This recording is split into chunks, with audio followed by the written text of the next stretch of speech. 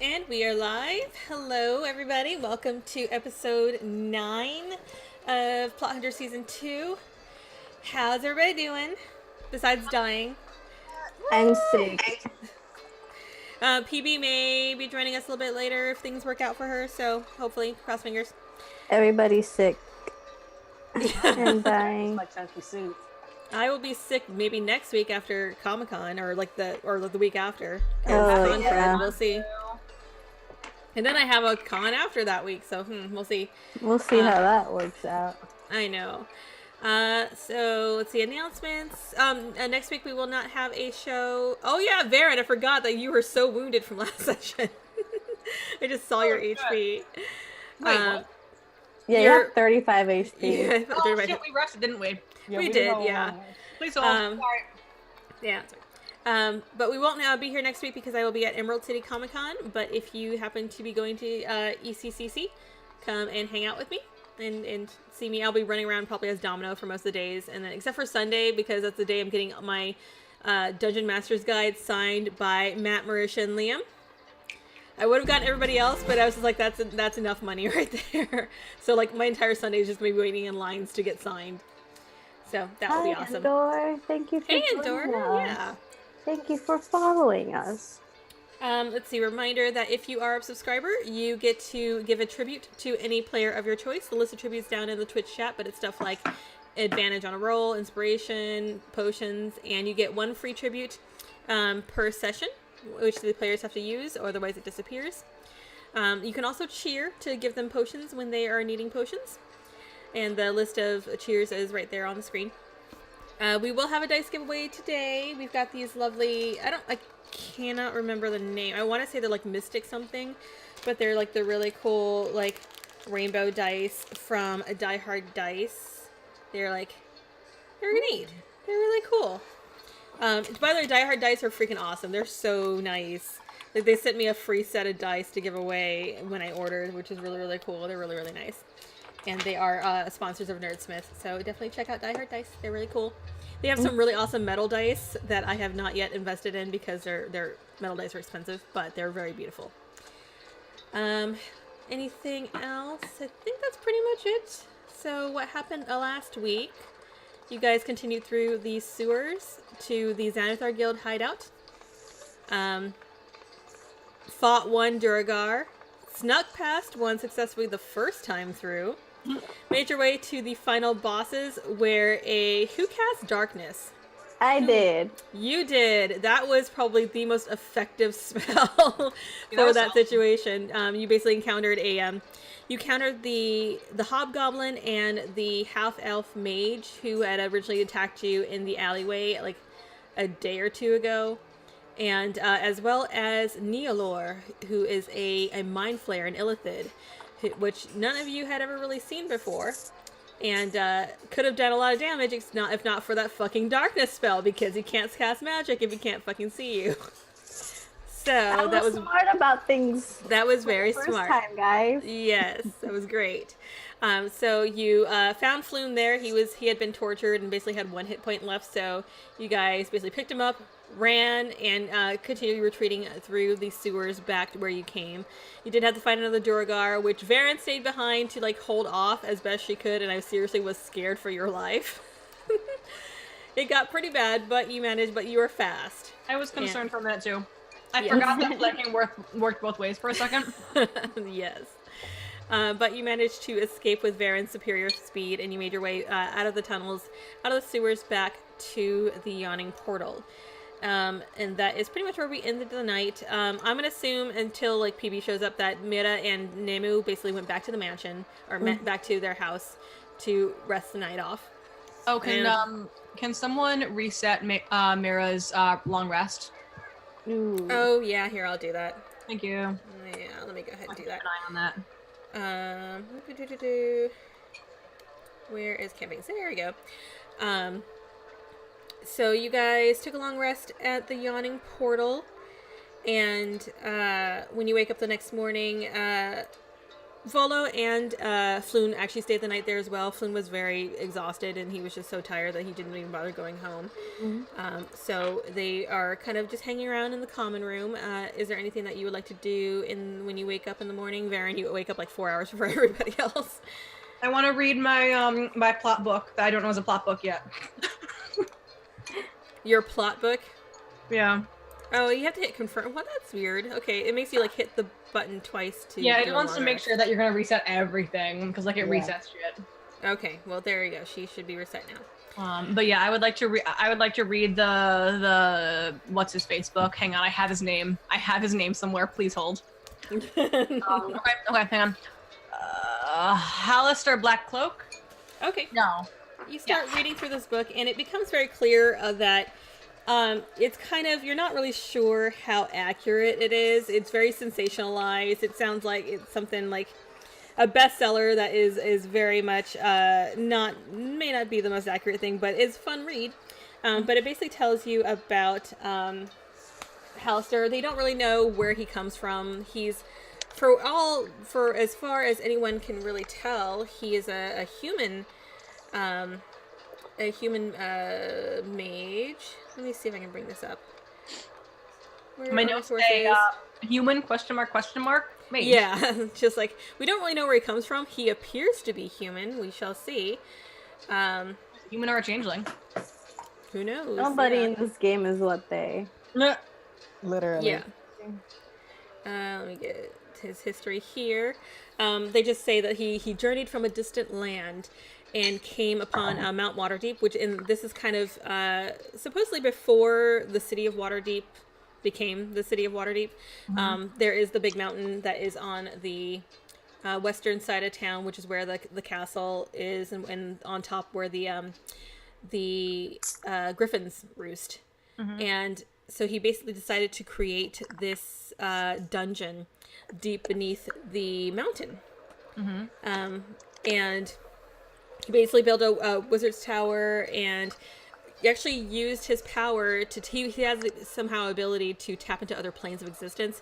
So he was able to bring creatures and monsters from other planes to populate. Yes, very extra. Yes, to populate his dungeons. And no one's really sure why. Most people think that he's just crazy and just thinks that it's fun. You could have like extra planar pets, wouldn't you? Yeah. Why not? But over the ages, no one's actually seen Hallister, and no one really knows if he's alive or dead, or he's probably immortal, who knows. But over the ages, the dungeons have gotten deeper and deeper and deeper, and somehow, despite adventurers kind of venturing down and killing these monsters, they seem to always repopulate with various types of things. There's probably like a rift or something. Yeah. So that is what you learn about Hallister. Okay. Okay. And I assume that's all I can read in the 4 hours before everyone else wakes up. Yeah. Okay. But it's an entertaining read. Yeah. I want to go to a bathhouse because I still feel gross. I want to hang out with them. You don't want to bathe there. You just want to go to an actual bathhouse. I mean, do they have a bathroom here? I don't know. There's you have like a wash basin. It's just basically a bowl of water that you can but if you want, like, they do have bathhouses. If you want to go and take a look at them, they tend to be on the nicer side. Let me bring up the map here so I can remember what the wards are. They tend to not be in the dock ward specifically. You probably have to go up to probably at least the castle ward to find a decent bathhouse. Yeah, I'm gonna ask Varen and Cruz if they want to come with me. I'm nose deep in a book, so I will pass for today, but I appreciate the invite. I'm done with the book, man. Never mind, I'll come. Yeah, you basically wake up before dawn and everybody else is still asleep. Yeah. If everybody else is going, I'll go too. Okay. Oh yeah, that was the other thing I forgot to mention, was that your reward from Volo was that you got the deed to a house. Yes. Yes, and which is really awesome. You do still have to get it signed over to you. Volo did tell you that you'd have to pay probably like 25 gold to get it signed over to you guys if you go to a magister, but you do have a piece of property. So, as you guys start heading downstairs or actually upstairs technically, you do see that Volo and Floon are still kind of having breakfast in the common room. And I see you guys come downstairs and they wave, and Volo again thanks you guys for helping out. And he does offer to walk with you guys to the nearest magister just to get it signed over before you guys head to wherever. Yeah, we could do that. Get it out of the way. Sounds good. Okay. And is there anything that you want to talk to Floon about, or you just sending him on his way? See, that makes me feel like we should ask him something. But I mean, I don't was know gonna what it say, is. like, why the fuck do people care about some, like, tiny rich kid? Because his dad was the guy. Yeah, Had the his dad was the Seems so embezzler. excessive. He was the capitalist. They thought he might know where the rock was. I think. Yeah. And Does he know where the rock is? I mean, we can. I don't think he'll like us very much, but we can ask. Yeah, Floon basically just kind of reiterates that he doesn't know a whole lot about it from what he overheard between the Zentarum as they basically question them, was that they think that Renaer knows about the stone because the stone belongs to his father, essentially. But he doesn't really have any information beyond that. He just knows that the stone apparently is the key to finding whatever it is that they're looking for, but we don't know Isn't it anything the about money that he took from them? Yeah, the embezzlement money. Yeah. Mm-hmm. He's a capitalist. Yeah, we'll get that signed over, and then we'll head to a bathhouse because we still have to talk about what we're gonna do with Zardoz and all that stuff. Yeah. Okay. Yeah, and as you're about to head out, you do see Yagra just kind of walk blearily, and she notices you and she smiles, and comes up and just kind of to greet you, and then kind of backs up as she kind of smells what's the sewer. She's like, I had a rough night. You smell like you guys have had a rough night. What were you guys up to? Oh, rolling with the rats. And I'll be back, and I'll definitely smell better. If you wanna grab dinner later. she smiles and she says, "That would be nice." And she kind of screws up her nose and kind of plugs her nose a little bit, and then comes over and gives you a kiss on the cheek really fast. But they're just kind of like, Oh no! and she says, Braver "Thank you than for I the am." flowers. Thank you for the flowers." No. Yes. And so you guys head to the bathhouse. You walk in. You taking a dray, taking a cab, taking an Uber. I will. Probably. We should probably take a cab just so we don't smell. Everybody can smell us down the street. Yeah, you just smell the cab. Yeah. Okay. Yeah, you spend a couple silver on a cab to take you to the castle ward. The castle ward isn't far. It's pretty much right butt up next to the dock ward. But you head there and you ask around, and people point you to the cabbie knows where the nearest bathhouse is. And it seems to be kind of almost a sandstone looking place, which is kind of weird for this environment, but it's very clear that it's designed by people who aren't necessarily local, but is designed to look really exotic and beautiful. And you go in, and there is a front desk, and they do ask you if you want what sort of treatment do you want? Do you want like a full spa? You want massage? You want just a bath? Like what kind of? I want a bath. I don't want people touching me. Just a bath. Just a bath. Okay, fair enough. That will be 5 silver apiece for just a bath. And she points you to the one of the doors that leads into this sunken, tiled, hot, almost like a hot spring kind of thing, but it's very tiled and beautiful. And there's a couple other people in there, just soaking away. Hey, Nerdsmith. Hello. But you guys are able to take a bath, and the bath is basically the size of a pool. So like you guys can kind of huddle in one corner, and people aren't really necessarily going to be paying attention to your conversations. There are attendants that are bringing fresh towels and making sure that the soaps are clean and all that stuff. Yeah, I'm assuming I can't really I'm not really gonna wear my hat of disguise in a bath, so it's just me. I would assume it's just you. Yeah. Oh, I love that new emote. That's really cool. A little rainbow egg thingy. Oh, that's so cute. I love it. That's really cute. I love Hey, it. dragon egg. I get it. Yeah. So what do we want to do, gang? We Take have a bath. Yeah, I'm assuming we're in the bath already. Yeah, you guys We're are just all soaking away. I mean, yeah, crushing that first objective. Really on that one. Yeah. I mean, we should.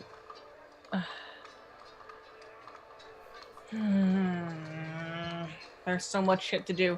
We should see if we can track down some information about that stupid egg. Egg. Stone. Egg? Stone. Well, where do we start? Who do we talk to? Probably a book or something about it somewhere, or like a scribe that may know, or a librarian. Does Mayra know anything about the black market? Oh, yeah, Mira's not Probably here. not. She's at home, but who knows? I doubt it. I mean, we know one of the gangs has it because they were like fighting we for know it. one of the gangs had it. No, we know the dwarf has it. But the dwarf was being... Yeah, remember that dwarf that Mira wanted to save? The gnome. That it was a Sorry. The gnome has it. At some point a gnome had it. At some point a gnome had Hopefully it. he still has it. Yeah. But and you do recall hearing during that fight that Neolor, basically, Alina specifically, because they were speaking Undercommon, you do recall the mage was talking to Neolor and saying something about the gnome had escaped them. Mm-hmm. Mm. And he was being fought over by both the Xantharum and the other one. Xanathar Guild. Xanathar. I thought Xanathar was with a Z, and I'm like, there's so many Z names. It's not with his... Sure, it's an X. It's an X, yeah. It's Xanathar's Guide to Everything, was it? Yeah, that's one of them. Yeah. X and Z are like the same letter in my mind. Like, also, we have to see, didn't Zardoz want an answer from us? Listen, I don't trust that dude.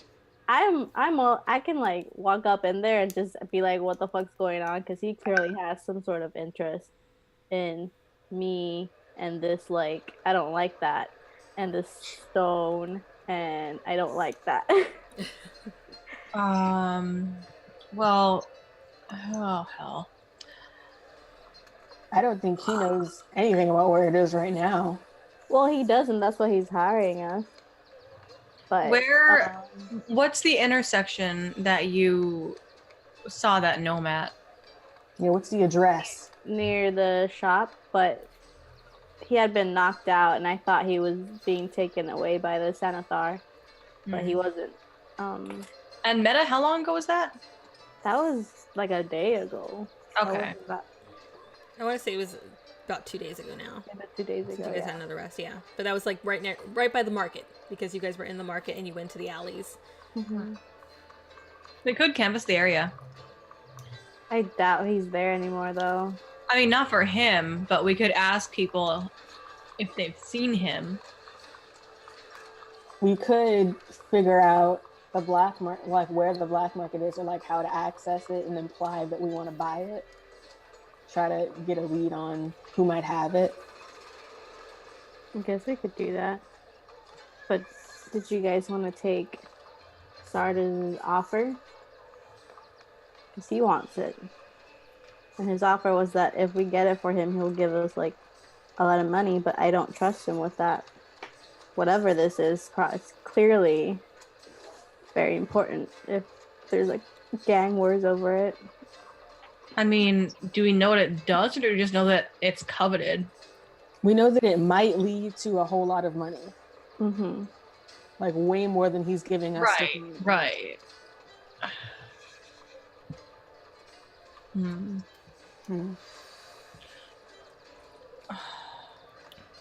also at some point need to go check out your house. Yeah, check out. We have a house. Why don't we start with that? We're homeowners. Why don't we start with that, and then we can go from there? All right. I think I'm going to propose that we accept his offer, we get the thing, and then we leverage it, you know, I don't know, see what he knows, what his real motives are while we actually have it, while we have some power over him. I don't know, just spitballing here. I mean, the only way we would do that is walking onto his ship with his people on there. So unless we're real confident about we can take... I mean, I'm always down for decapitating people, but... I mean, if we have it, if we're searching for it, if he's hiring us, we do have a little bit, just a tiny bit of power. We can have him not meet us on his ship, possibly. Yeah, it's true. That's definitely true. And if he's not on his ship, he's a little more vulnerable. Yes. We also have to figure out what we're gonna do about the castle lanterns. We do. When is that? That is in like 6 days. Yeah. Ooh. We have some time for that. Yeah, we have some. Mayor and I were going to scope out their place, but I feel like I should wait until she's a little bit more here. She said, PB said she was gonna be here By like, two. yeah, by in like it's like an hour, I think. Yeah. Not even. Yeah, like 40 minutes. Or no, maybe I don't know. I don't know She what. said 8, and it's 8 over here, so I'm assuming she means 9 my time. So I'm assuming she means in 40 minutes. Yes, it's Central Time. It's my time. Your time. We're all in different time zones, guys. Yeah. Once we finish up here, we should go and at least figure out the house, Yeah, we'll do the house. and then we can regroup there. We'll grab Mayra. We'll check out of the hotel. We'll go to the house, and then we'll ask Mayra, who hopefully by then should feel a little bit more like herself. About the Waterdeep black market, unless either of you know anything. I do not. I've never I been here might know before. something. Cruz, go ahead and make a history check to see if you know anything, because you've been here before. It's been a long time. But... Hopefully this won't take Great too first long. roll, gang. Oh god. The one? No, Was it a 3? it's a 2 Nice. All right. with nothing. added. Cruz has got old man brain. Like you think you might know something about it, but it's gone. I know who we could ask. Who? We could ask the bartender at the inn. Yeah, bartenders be knowing stuff. Yeah, he's the one that took us, who pointed us towards the fighting pit. Yeah, I you're could right. ask Zabla, Oh, Zoblob. Oh my goodness. our good friend. I feel like we won't get a lot of answers from him, at least not ones that make sense. You guys don't Sometimes like the ones Will? that don't make sense are the ones that make the most sense of all. Okay. Okay, Anyway, back to this it's a other real thing. monk thing to say. Yep. As long as we don't take all day, because apparently I have a date tonight. Okay. We'll be back in time for your date. Absolutely. I'm counting on y'all. Not fuck this up. Okay. So maybe, like, when we get back to the inn to grab Mayra, we'll check with the barkeep. Yeah. We'll Well, see Mara's what- at her house. Yeah, Mira's at her manor thing. Oh, shit. Yeah, right now. she's too good for the inn. So Well, Nema would make sure that she returned home at the end of the day. we can go back to the inn, pack up, check out, ask about the black market, and then go find the black market after we move into our house. Okay, let's go. Let's do the house thing, Yep. and then we'll go back to the inn. Yep. So that's Okay. it. That's what we're doing. Okay. So you guys spend a couple hours, maybe an hour or so, bathing, talking, chatting things over. You guys have all raisin fingers by the time you're done. But you have figured out your plans. So you have a chat with, or you head back to the inn, and what are you asking? You're going to talk to Dernan? Yeah, the barkeep. Yeah, I think. Well, I'm just gonna be like, I'm looking to procure some hard to find goods. Do you have any idea where I might be able to find any of those? He says, well, it largely depends on what specifically. I'm gonna look at him and be like, I mean, like, Are we Really- talking like potions? We talking about I think we're talking a little bit rarer than those. artifacts? Underground. Ah. And he kind of, he gives you a kind of hairy look, and he just says, I see. And, for what reason? might I ask? Just sniffing around. Well, be careful where you stick your nose. It's a very fast nose. He chuckles. He says, there's not really a specific place where different people meet up. To be honest, you might want to, let's see, speak to, what is his name? If you're looking for something specific, it might be better and a little bit more above board to maybe check out the Tiger's Eye. Which is? This is it's actually a private detective. It's a friend of a friend tipped me off to them. They are in Troll Skull Alley. Troll spell? Troll Skull. Oh, Yeah. Troll. Vincent Trench is the name of the detective. Trench. Yeah, he runs a little private detective agency. If there is something specific you're looking to procure, he might be able to figure out where you could find it, or who might have it. And what about the history of coveted artifacts? Well, that's a very broad thing. What sort of artifact? Rocks. Rocks? A stone. I would suggest the library. Okay. I mean, if you're looking for historical information. We have a few different public libraries. I had the name of one, and I'm trying to remember what it was. That was like the main one. Let's see if I can find the name of it. Because it was a cool name, I think.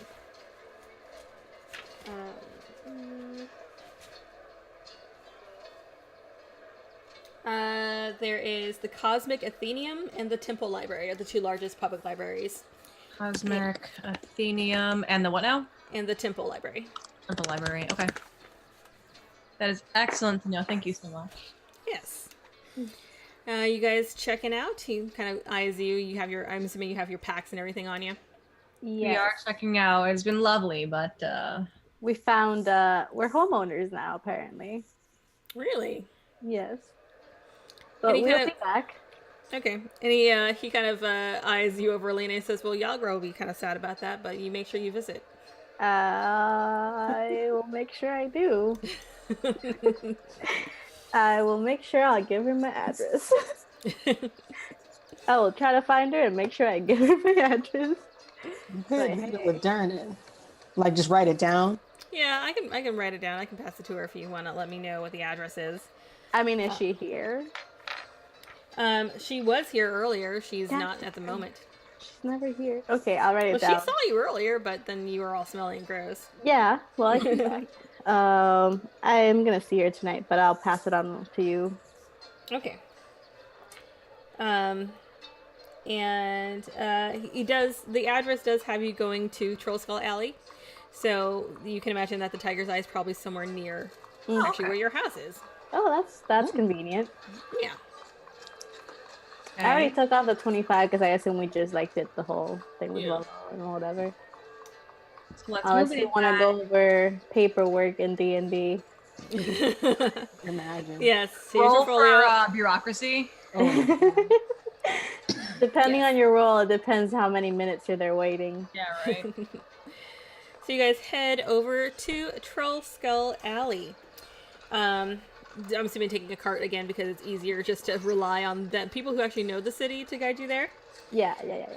Do you want to stop and pick up Mira on the way, or you want to wait till PB shows up and just have her just meet you guys there? I'll just wait till she shows up, just so. I mean, Cool. if you guys want. Okay. we can wait for her. Yeah, she should be here in 30 minutes or so. Okay. Well, I just assume that she'll be at her manor, and then when she shows up, she'll just meet you guys there. Yeah, she has the address. Yeah. So you guys head to Troll Skull Alley, which is in the Castle Ward, which is just to the north of the... Oh, you know what? Did I put a thing on here? Well, I didn't. It's not a big deal. I think it's on here. Do they actually have Troll Skull Alley on the map? I don't know if they do. It's a big city. But anyway, it's in Castle Ward.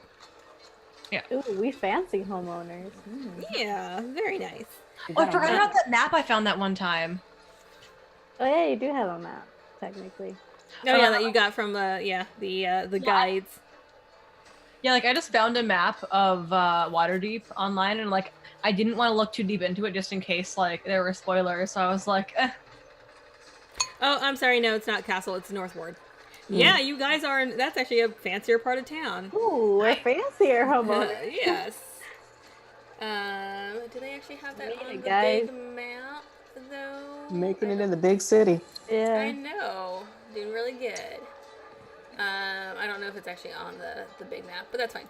But anyway, you head over to Trollscout Alley, and you find that this alley is pretty much, it's not really an alley, it's a narrow street, but to either side of the street, there are several shops that are there. You see there's the Bent Nail, which is basically a bunch of furniture. Wooden furniture. You see a lot of just any general woodworking. There's also like bows, crossbows, just anything woodworking there. That is at the beginning of the alley. You see a place called Steam and Steel, which is obviously a armor. Yep, blacksmith. And you see a bunch of steam kind of billowing out from that building. You see a place called Corallin's Crown, which is Corallin. yeah, Corellon. cool. And it is appears to be like an herbalist shop, apothecary. And across the street, directly across the street from there, you see your new home, which is Trollskull Manor, and it's Trollskull Manor. Yeah, it's called Trollskull Manor. It's basically. It doesn't really look like it's called a manor, but it doesn't really look like a manor. I mean, it's obvious that it was originally a tap room, and it's seen better days. It's pretty Is it run like one down. of those like brownstones in New York that like look really run down, but like are really tall but really narrow? Well, actually, yeah, it kind of is. It's like 3 stories, and you see like the bottom story. The first story is kind of, the whole place kind of slopes downwards, so there's like steps up to the front door. But you go and take a look at your new home, and you basically enter on the bottom floor, which is a old disused tap room.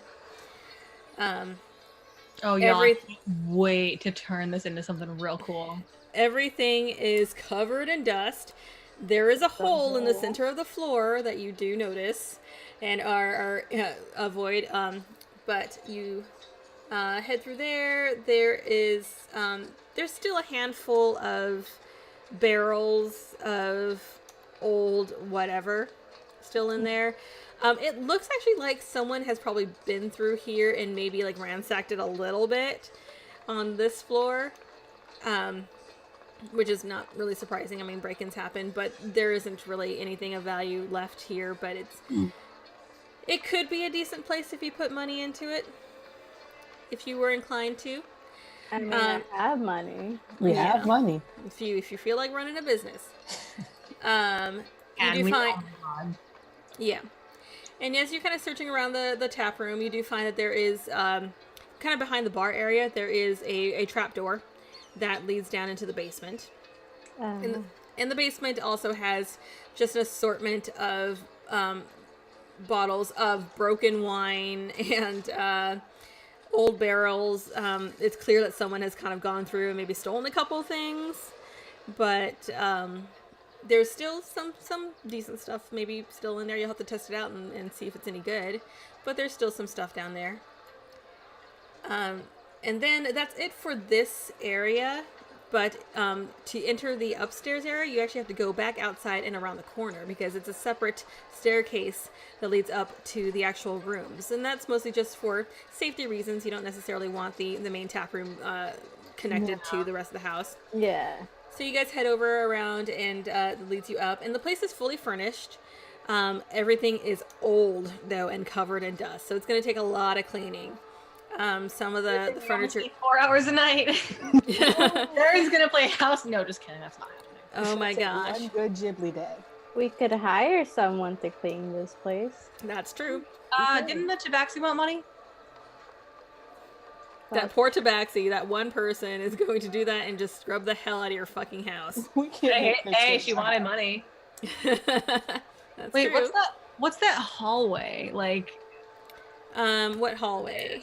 And here, actually, I'm gonna switch over to our map screen so everybody can kind of see what we're looking at. Y'all can see our A house. new Here, old house. so I'll show you guys here. I'll do the tour. So here is the tap room on the first floor, which for some reason I can't. Here, let me zoom in and see if I can actually get the top part of that. So true. I So wish we- we had precipitation. Got so a nice little tap room there. this and this. Okay, so that is on the second floor, and it's basically just a hallway that leads out to like a porch. It's just an upper. We have you a see, like- porch, guys. Yeah, Nice. and there's porches. There's a porch on the north side as well. But yeah, it's just just a railing, and you guys can kind of just put some patio furniture out there and just lounge in your new house. Yeah. So Um, guys, I'm thinking basement for training. That's true. But if we run this as a business, it's basement for, traditional. Basement for everyone we killed because they looked at us wrong. Oh, Why would you no. want to keep their bodies there? But whatever. I'm surprised that came out of Varen and not Alina, honestly. There's so many reasons not to Yeah. put people you kill in your own house. So this is the second floor here. I'm gonna give everybody the tour while you guys discuss what you want to do. So here's like the den area, and like the main just kind of common room, and that's the front door that goes into the house. And then We already picked out our rooms and everything. did. they guys. did. Like I furnished this. I spent all day like furnishing this in everybody's colors. So this was basically supposed to be like a guest room, but Mira already has a house, so this is kind of her dressing room basically. This is where she stores all of her summer wardrobe.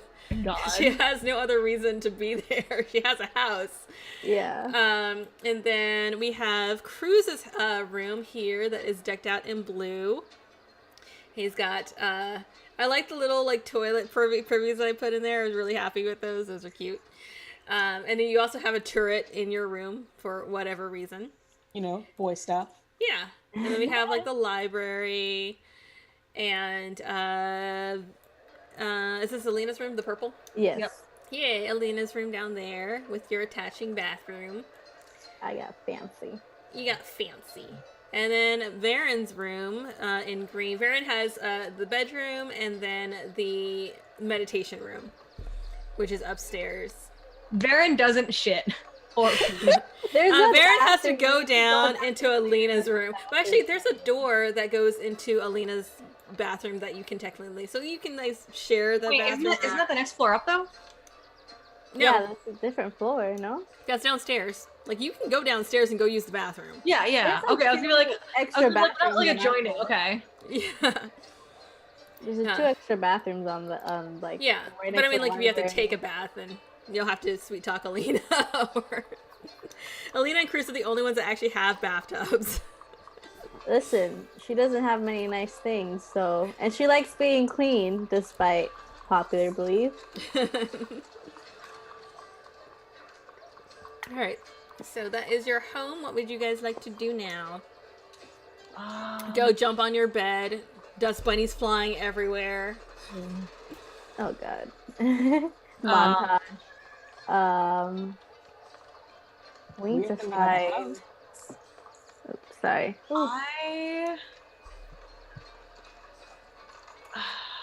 Wait, Hmm. Cruz, Hmm? can I take a look at your turret? Sure. I Okay. go to the turret. Okay. So you go into Cruz's room and up the little ladder there that leads to the turret. And it's basically just it's a trap door that you just like lift over and just like you would go into an attic. And it's just a small little peaked room. There are 3 windows on each side, and that's pretty much it. There's nothing else in there, but That's so cute. it is really cute. Yeah, and the windows are latched, so you can open them if you want to. But it's got like a nice little peak. That's so cute. I love it. Just like a nice Yes. little room. Put a chair in there. Yeah. Yeah, just sit. If you want to interrogate people, torture them. yeah, I'm gonna say. Well, I guess. Is there anything in the is the library stocked with books? Actually, you don't need to make a check. As far as you can tell, not really. I mean, there's a couple just kind of leftover books that are pretty much destroyed. You see, there's a book of recipes that has been like just moth-eaten and is just torn up and it's Like old. drink recipes or food recipes? Food recipes. Because people cook downstairs. And drink recipes. You do find like a little bartender's guide to drink mixes there. Searching the drawers, you find just kind of random old pieces of paper that mostly just like old business receipts and stuff like that from whoever owned the tavern before. This place hasn't been used in about 10 years, so it's just nothing of value, but Okay. Anything that could be worth anything is long gone. Yeah. So I kind of want to, besides the house, like, I kind of want to confront the Stardust guy. Because I don't like the way he was looking at me. Well, who? Your Captain Zardoz. Daddy. Oh, Zardoz. I thought you said Stardust. Yeah, same. I was like, who's Stardust? No. Like, I love that movie. That movie was so good. I kind of want to confront him, but it's up to you. He said he wouldn't be up until like the afternoon because he Wait, do lives we have to give him an answer as opposed like? Yeah, have What'd we you say? decided the answer? What? Did we already give him our answer? No, Didn't we we? haven't. We had to go today. I was gonna say, like, don't we have to? Yeah, he doesn't even know if we're like doing it yet. Yeah. Should we? I mean, we could do it and then like be like, "Well, we found it," but and like hold it hostage. I mean, it's definitely worth it. I would say, like, I'm gonna pretend like you guys are discussing in the den. yeah. I mean, yeah, sure. The issue is, I'm just concerned that he's willing to drop 20,000 gold on this thing. What? I thought it was 5k total or 5k each. 5k total. Oh, total. Okay. Okay. Holy shit!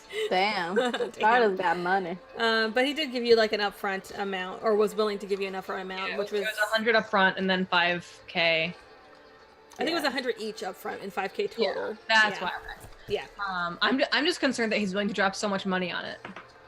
I think we do it, and if we discover that he's shady, we keep it hostage, figure his shit out, and if he's legit, we are 5k richer. Well, I can discover if he's shady today. Do you want to like go in alone or something? No, you guys can come with me. But I'm just gonna be honest with him about certain things. You're gonna spearhead the group. I mean, if you guys will let me. Yeah, you can. Okay. Okay. Very That worked out so well with the. I mean, I did, with the elephant thing, the darkness is pretty cool. Just putting that out there. It was pretty cool. Say to him first. Wait, what? Do you want to figure out what you'll say to him first, just so you don't like do something rash? Just fucking be like, oh, what the fuck? Well, I just want to find out what the fuck he's about, and I have an Walk up idea and on ask how. him. We can just straight up ask him, what do you want with that rock? Well, Is it a rock? Is it a fucking like kidney stone? Like what is it? Ugh. I will ask him that as well as other things. But let's go. Oh, we're doing this now? We're doing this now. Let's go. All right. Let's All right. get hype. Did you want to take a look at the tiger's eye at all while you're here? Or- Oh shit! Yeah. Oh yeah. Okay. Yeah, you guys head out of your new home, slightly covered in dust, and you kind of continue up the street, and you do see the next building that's like literally like right on the other corner from your house is the Tiger's Eye, so it's right by you. Yeah, and you see that a little bit further, you see another store that is the bookstore. It looks like it's called the Bookworm's Treasure. That's right on the other side of the Tiger's Eye. But the Tiger's Eye, you see that it basically has a orange and black sign that just has a cat eye on it, and it just says Tiger's Eye on the bottom. Solid. Does it have one of those like old-fashioned like ringy bells? As a matter of fact, it does now. Cool. That's such a cool idea. Yeah, right above the door. We open the door and it goes. "Ding." Yes, it jingles, and you head in and you see that there's a main room, and there is just it's very simple. There is a desk and a human man, just kind of like every like detective intro of those old, where he's just laid back with his feet on his desk. You have a cigarette. If he had a like phone, he'd have a cigarette. phone on him, but he doesn't have a phone, so he's basically has a book in his hand. As soon as we walk in, everything turns Has a black pipe. and white. Yeah. Yes. You hear just like smooth jazz playing in the background. He's got a fedora. You see the hanging on the yes. Oh, that's horrible. Oh my gosh. Sidearm. You see a coat rack with a trench coat hanging off of it. Of course. I love it. But as soon as you guys walk in, he seems almost surprised that anybody's actually entered the place, and he swings his feet off the desk and he says, "Well, how are you guys doing? What can I do for you?" How are you hi. with rocks? Oh, okay. Straight to it then. Anyway, What did you say? How do you what? How are you with rocks? And he kind of blinks at you and he says, "What kind of rocks?" we're looking for the location of a specific artifact, and we heard you might be able to help us locate it. I can't believe Oh. Alina's the fucking face of the group. It's Apparently called, she is. Oh, are you in disguise? Do you still as I'm yourself? using my human disguise. Okay, cool. And he says, "Well, I am definitely a professional at finding things. Tell me a bit more about this stone." And he takes out a pad of paper and just like does the variant thing where he's just writing down details right now, investigative mode. Yeah. It's called the Stone of Golor. yes. Stone of Golor. And how do you spell that? Golorr. Interesting. I've never heard of that one before. And what kind of stone? What does it look like? That's a good question. We were hoping you We could tell don't us. know. We haven't I seen think it was green, wasn't it? Or maybe that's just like the image my head came up with. Zardoz did tell you it was a green stone. Yeah. Oh, okay. Because you guys were trying to figure out what kind of like gemstones were green and Probably comes with a gnome. Yes. It might come with. It was last seen with a Last we saw it, a gnome had it. comes with a no. well, Okay. Last we saw the gnome, we think he had it. Yeah. Yeah, and it was at the market. At the market with a gnome. How long ago was this? About 2 days ago. Okay. And this gnome stole this from you, I'm assuming? Yep. Yep. Okay. I'm guessing if it's at the market, it was probably a pickpocket thing. Anything you can remember about this gnome? What he looked like? What he was I'll wearing? try to give him the best description I could of the guy. I Okay. don't. Knee high. I don't remember. About me on But you? Alina Yeah. does. Yeah, you do manage to I would say make a history check to see how much detail you can remember about the gnome. That's not bad. Do I have history? Nope. That's 16. 16? Okay, that's not too bad. You managed to give a pretty clear idea of what the gnome looks like. Was he working by himself? Was it a group operation? I think he was working by himself. Yeah. Okay. Did you see any kind of any weird insignias or any sort of thing to indicate that he'd be, involved with a guild, like a thieves guild or anything like that on the guy? Did he? Yeah.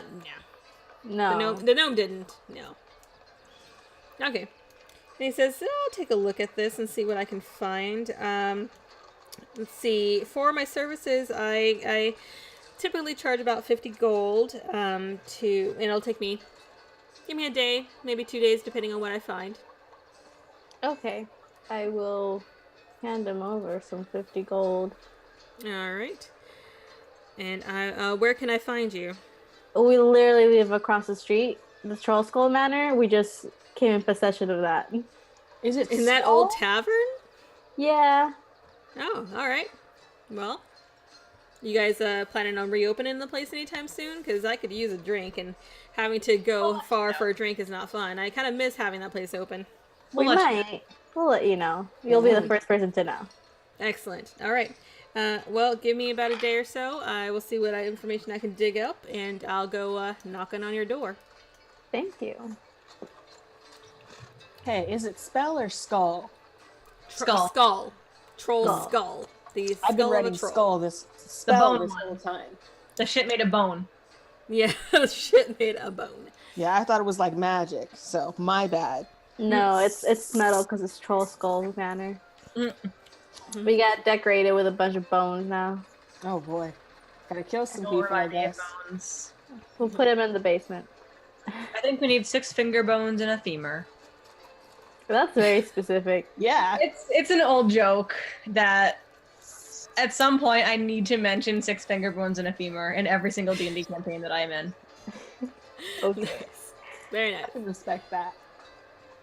And All right. then Anything we'll go to you guys- Zardoz if Go it's straight to Zardoz. Okay, at this point it's like still like about a little early, but you guys make your way to the docks.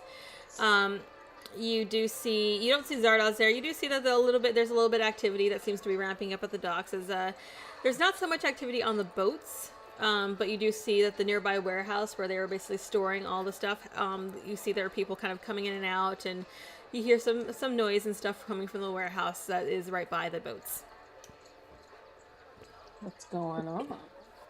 What's going on? I'm gonna pull someone aside and be like, "Hey, what's up? What's everybody doing?" You just like pulling stuff aside, Yeah. and you pull aside a halfling that is dressed very colorfully and kind of obviously part of the fair. And the halfling's just like, "Oh, we're just prepping. I mean, we only got like 5 more days before the parade, so we gotta get stuff together." Oh, so it's crunch time. Yeah, it kind of is crunch time. It takes a while to get all this stuff together, and we gotta repaint some stuff because, I mean, stuff gets worn down. Who are you? All right.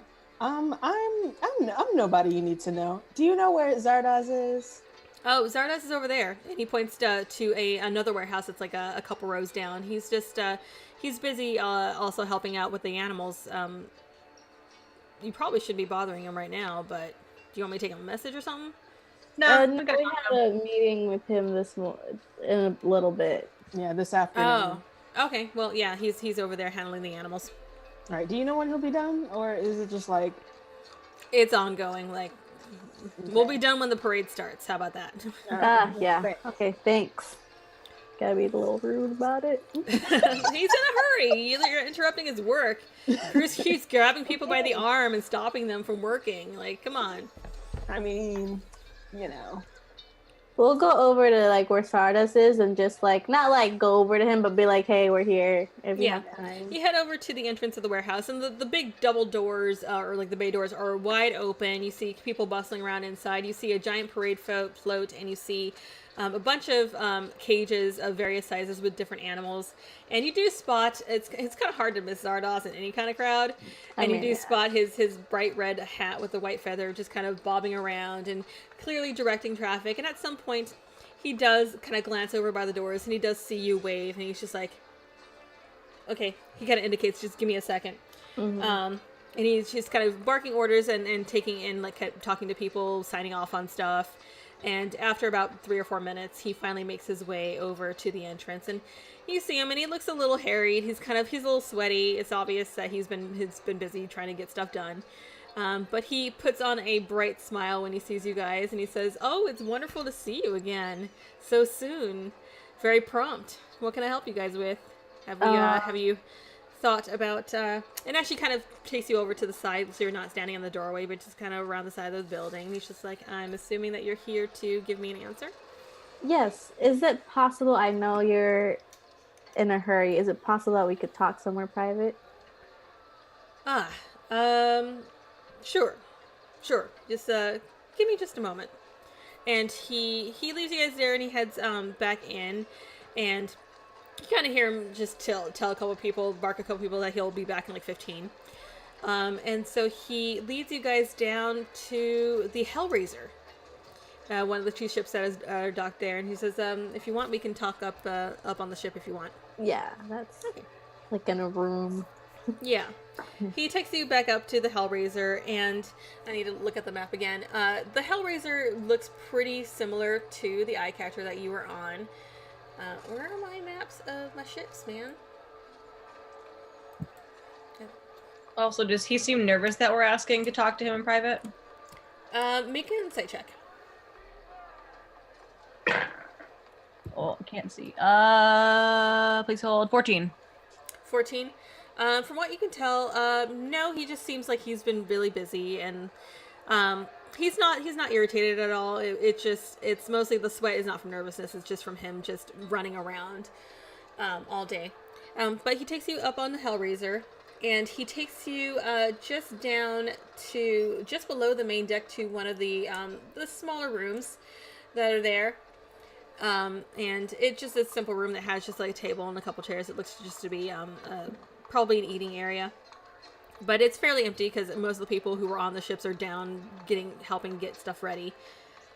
So he sits there and he says, I'm sorry I don't have any refreshment to offer you. Just a moment, everybody's currently occupied. I'm usually a much more gracious host than this. It's okay. So we wanted to take you up on your offer.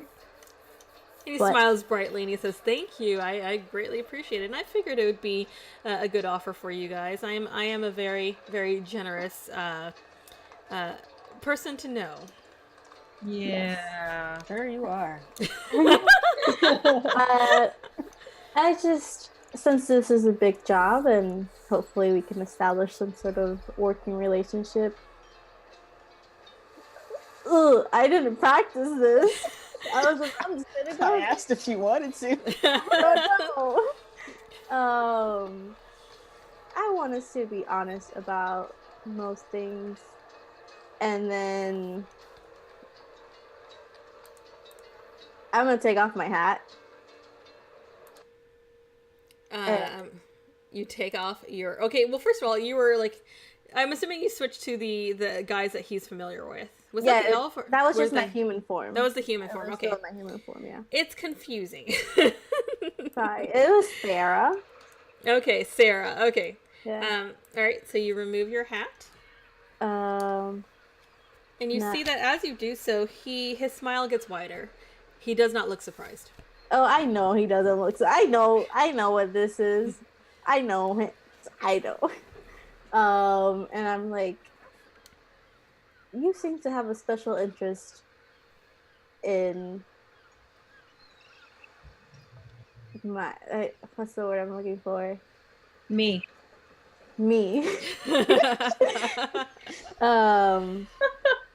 So I would like to know what that is. Make an insight check real quick. Oh god. Please don't fuck me over. Oh, actually, that's real good. Shit. Insight. That's 21. You see that his smile falters ever so slightly, and you see that for the first time, a very, very slight sense of nervousness. You see his kind of smile just kind of wavers for a second. And he says, well, I definitely am interested in a working relationship. I think that you seem to be very skilled. Your friends seem to be very skilled, and I can be a very valuable host. I think or potentially employer. I think your interests stem beyond that work relationship, but I want to know why. And you see that his eyes sort of swing from you, and it swings to all your friends, and he says, oh, is Mira here with you guys during this time? Did you decide to bring her with you, or just... Let's say yeah, because she said... I imagine so. Yeah. Okay. I'll pick her up. Okay. Like, we'd want to involve her in this. Okay. Yeah. So assuming that Mira's here, you see that his eyes kind of gradually swing towards between everybody, and he says, well, since you are so gracious to show me a little bit more about you, I know this. Yeah. I will admit that I do have an interest in you personally. I am not certain that this is the appropriate place, and he kind of indicates your friends around. That maybe this is not the best company to talk about this. But if you wish to speak to me privately, there is something I could discuss with you.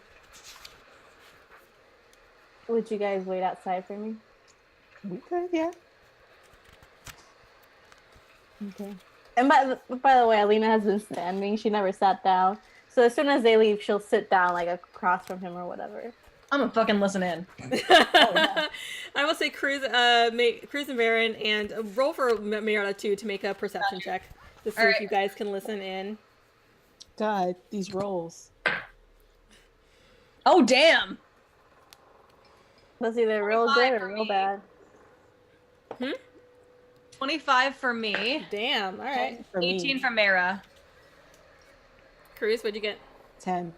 10. Okay, so you, Varen's got her ear pressed up against the door, and you're trying to like do the same thing, but she's in your way, so you can't really get a good ear. But you figure she'll probably tell you. So Jarlaxle kind of, you see them playing with sort of an empty cup and kind of glancing around, kind of almost like he's wishing there was wine. But he's just like, all right, well. He goes ahead and removes his hat. And you see before you a drow. A male drow with a completely bald head. And he tells you, since you were so open with me, I will tell you my real name. I already know yours, Alina. What the fuck? I like that. And he says, my name is Jarlaxle Bainray. Yeah, I was gonna say I heard that name. Yes. Yeah. Well, I was already on the page. Yeah. So I was like, whatever. Fuck it. So what happens when I drink while we play? I'm just like, whatever. Secrets. Secrets. Yes. Doesn't matter. But yes. He says, my name is Jarlaxle Bainray. What would you like to know besides that? Why a special interest in me? He pauses for a second and he says, you understand that if I answer this question, we can't go back from this. Ooh. Yes. Juicy. So you have to decide if you really want to open this can of worms. Yes. That's thinking like that, but Lena's just like, yes. She's stone faced. She's like in the zone. Make a history check. Oh god. Oh my god. I don't like this. Okay, that's the dice you gave me is rolling really good. That red and black dice. Oh, nice. History, I have 0, so it's 18. 18, very nice. He says, pauses for a moment, and he says, do you remember me? Oh shit. And for a moment, you're just like, I don't really, and then it comes to you. Because you recall that, I mean, you know a little bit about Drow society in general. Because your mother taught you. And you know that the length of your hair plays a very big part in kind of showing off your position in society. To see a bald drow is pretty much not ever heard of.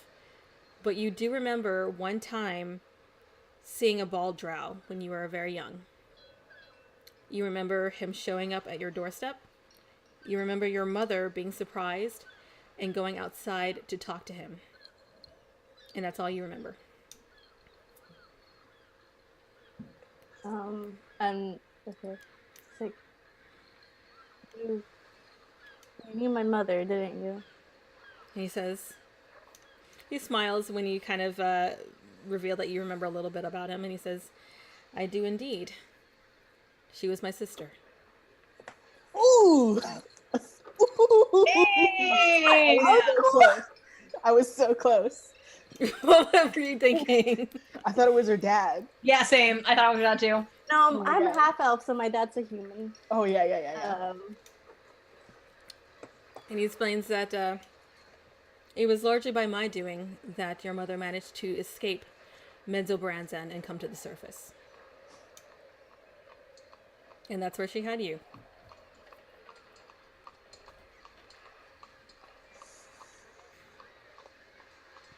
You see him just kind of playing with the cup and just kind of giving you a moment to process this information.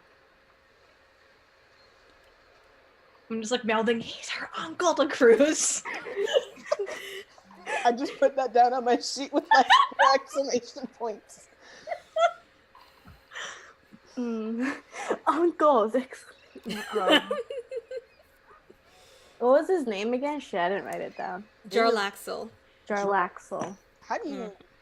I'll use my Tusk Love notebook. Oh my gosh, you got one. Nice. Yes. It is spelled Jar. Wait, I don't have a fuck. Okay, write some. You don't have a pen? I have one. I just didn't. I wasn't ready. Oh. J. Jar. JR. LAXLE. L-E. And his last name. And his last name is Bainray, which is spelled. Hang on. Nope. Where is it? I think it's B. Uncle Jar Jar. Oh, God damn it! That is gonna be stuck in my head forever. Hey, that's Terrible. horrifying. I I realize what you've hate it. done to me. You've done something terrible. That's Yes, you have. bad. Where the hell's my book that has the names? I've got too many books open. That's the problem. You said Here we his go. last name was Bane? Bainray, which let me look up the actual spelling of it real quick. Is it just like Bane and Ray? No. Yeah. It Bainray. Okay, yes. All these extra letters. B-A-E-N-R-E. Baenre. Oh my god. Oh, that's fair. Okay. Bainray. Bane. Okay. I don't have a eraser, so I'm just gonna scratch that out. What a Uncle. Do you actually say that? No, I was writing it down. Girl, that's so Bainre. Bainre. Uncle! Exclamation point! Exclamation point! Exclamation point! Yeah. Literally. Now, one question. Varen, do you tell Cruz, since he can't really hear, what his name is? No, because there's no way I can possibly say that quietly enough so that they wouldn't hear me. Okay. But you just told Cruz that it was our uncle. Cruz, Yeah. please don't fuck my uncle. I'm just saying, like, it would make you guys closer. You'd be family. No, I no. don't like that. Yeah, like I probably mouth like I need to, and Cruz is like, "What the fuck are you saying?" I'm like, "Never mind." Because like you can't mouth Jarlaxle. You cannot mouth that, no. There is no universe in which it's gonna work. Yeah. What? Nobody's gonna look at Exactly, somebody and be exactly. like, oh, Jarlaxle. So Of like, course. obviously, yeah. So I am waiting until later to tell Cruz all this. I'm just like, oh god. Uncle Cruz. Oh god, no. Drunkle Cruz. No. God. Okay. So, Alina's just gonna be so you're my uncle. You see his eye kind of twitch a little bit when you say that, but he says, I suppose if you're going off of more human terms, yes, Yes. essentially. Okay, can I like do an insight check on that twitch? Like, is that like a bad twitch or a good twitch? Yes, go ahead. Yeah, it's kind of twitchy. This diet is rolling so good. 19. 19. Man, PP is gonna be so sad she missed all this shit. So sad. All the drama. It just seems to be, it not bad or good. You just kind of notice that it's not really, from what you understand of Drow society, they don't necessarily use like the same kind of titles that humans use for their family. Like family is family, but there's other power plays Yeah. in place. So Yeah, like I know some of it. yeah, so like he's your uncle, but doesn't really mean anything. the same thing. Yeah. But yes, he's related to you by proxy because Yeah. he is your mother's brother. I'm gonna Brother. ask him what was your relationship? I mean, other than blood relationship, I mean, like in general, like Yes. how was your relationship with my mother? He says, "Do you mind if I call for a drink?" Order 2. Yes. So he goes and opens the door. Immediately sees Varen and Cruz like that. Wait, hold up. Can I make pressed a up- dex saving throw or something to Wait, not? It's like if we hear his footsteps coming toward the door. Oh my gosh. I will say that you managed to kind of dive to the side. Cruz is still just there, like, what? When he opens the door. Does he have a disguise on? No, he's just wearing himself. Just But you do see Drow open the door, and he glances at you guys, doesn't seem to care that you've seen him, and just kind of waves and kind of snaps his fingers to one of the crew members, one of the few crew members that are there, and basically instructs him to bring some wine. So after a moment, some wine is actually brought into the room, and he shuts the door again. Doesn't care that you guys are listening in. Or trying to. I resume listening in. Yes. And he pours a goblet of wine for you and one for him, and he immediately downs like half his wine immediately, and he says, Yeah. well, it's a bit of a long story. I have time. Fair enough. I feel like your friends are gonna get cramps out there outside the I'm gonna open the door, and I'm gonna be like, please, just give us a moment. What does it look like we've been doing? Eavesdropping on my conversation. I haven't. Only because I can't hear with my old man ears. I'm going to assume that you haven't because you couldn't, not because you decided not to. That hurts. Am I wrong? Want us to go back to the house?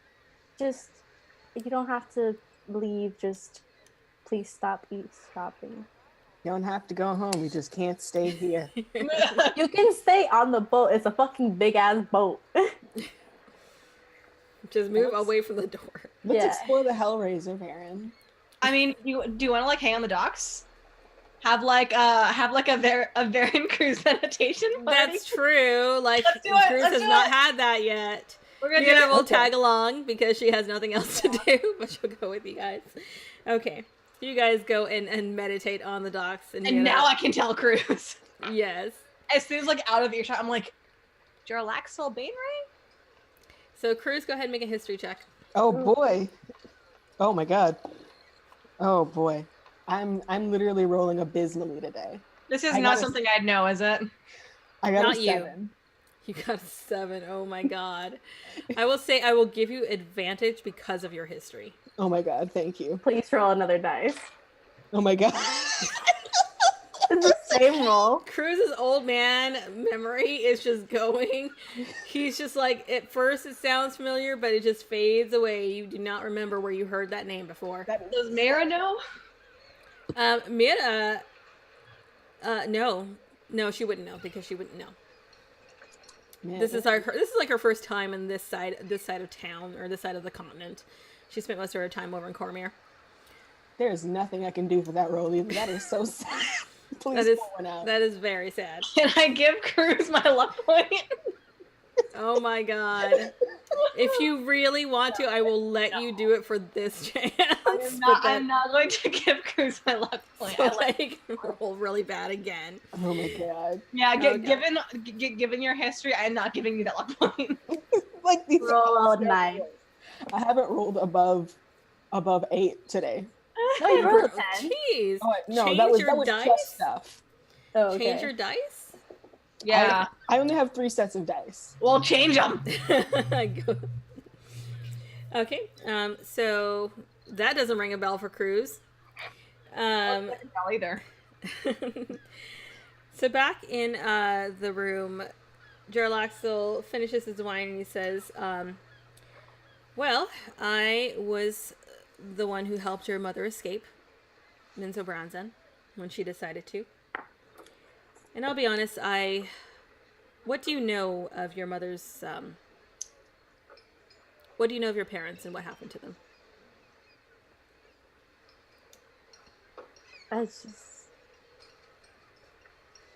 I know they're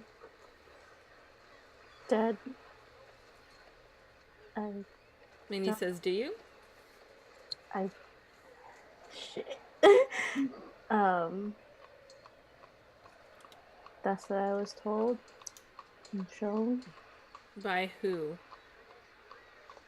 People. What people? You see his eyes kind of narrow a little bit when you say this. I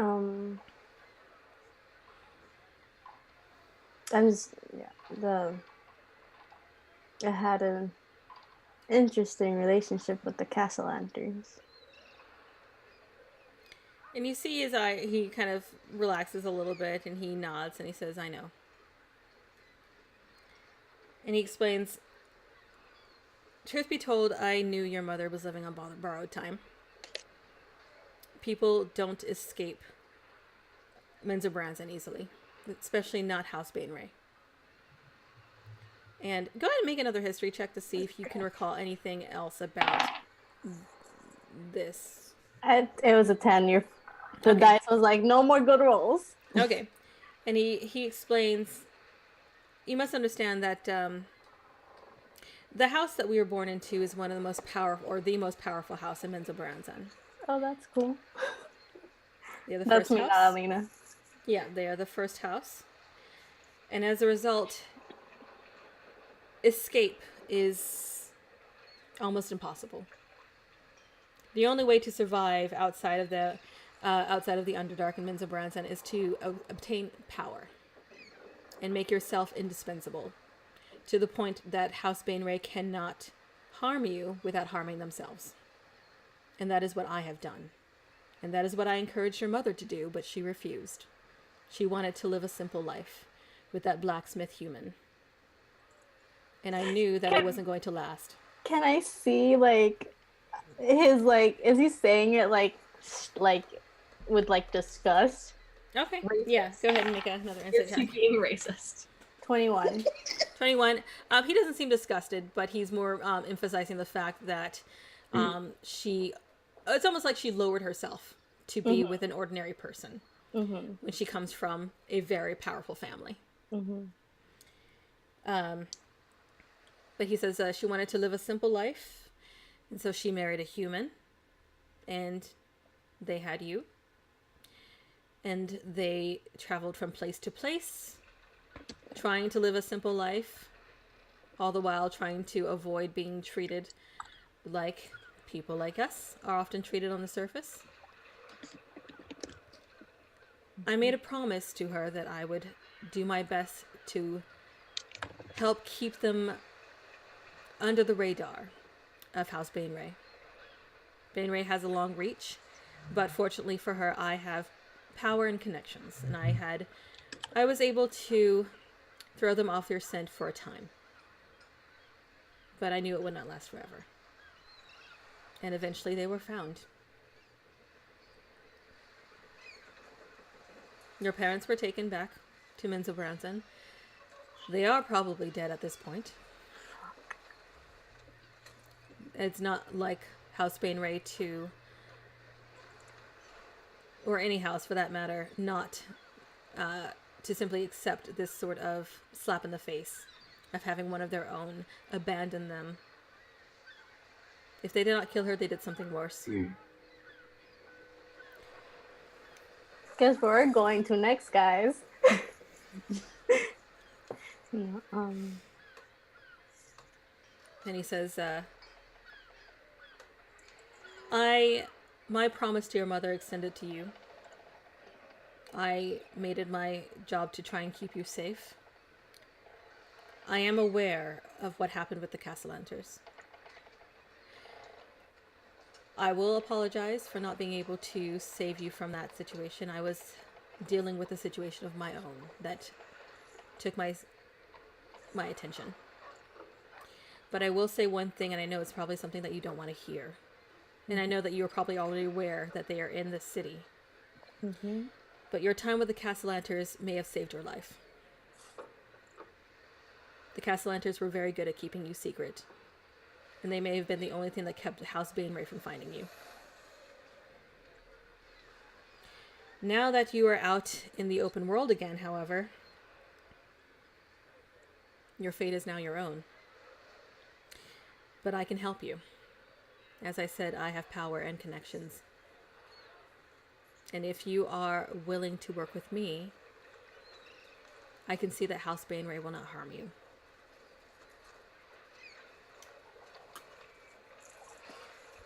What would working with you entitle?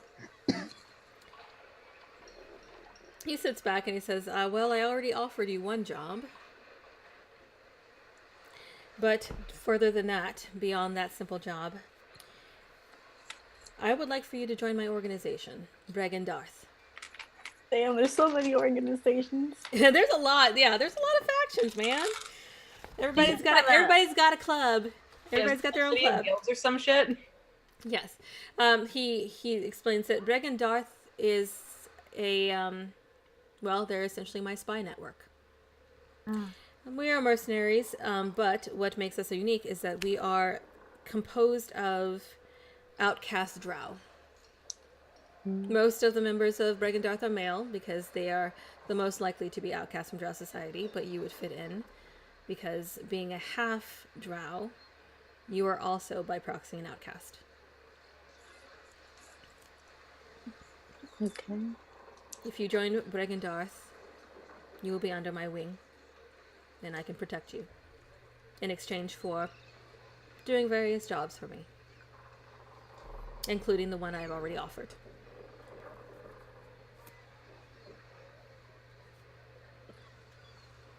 Okay. Is that a yes? Yes, I'll join your Dragon Darth. Brigand. What? Yeah, Dragon Darth, and I'll spell it. It is I thought it was Dragon Darth. I'm like, that sounds okay. Brigand. It is Bregan, and Darth is D''AERTHE.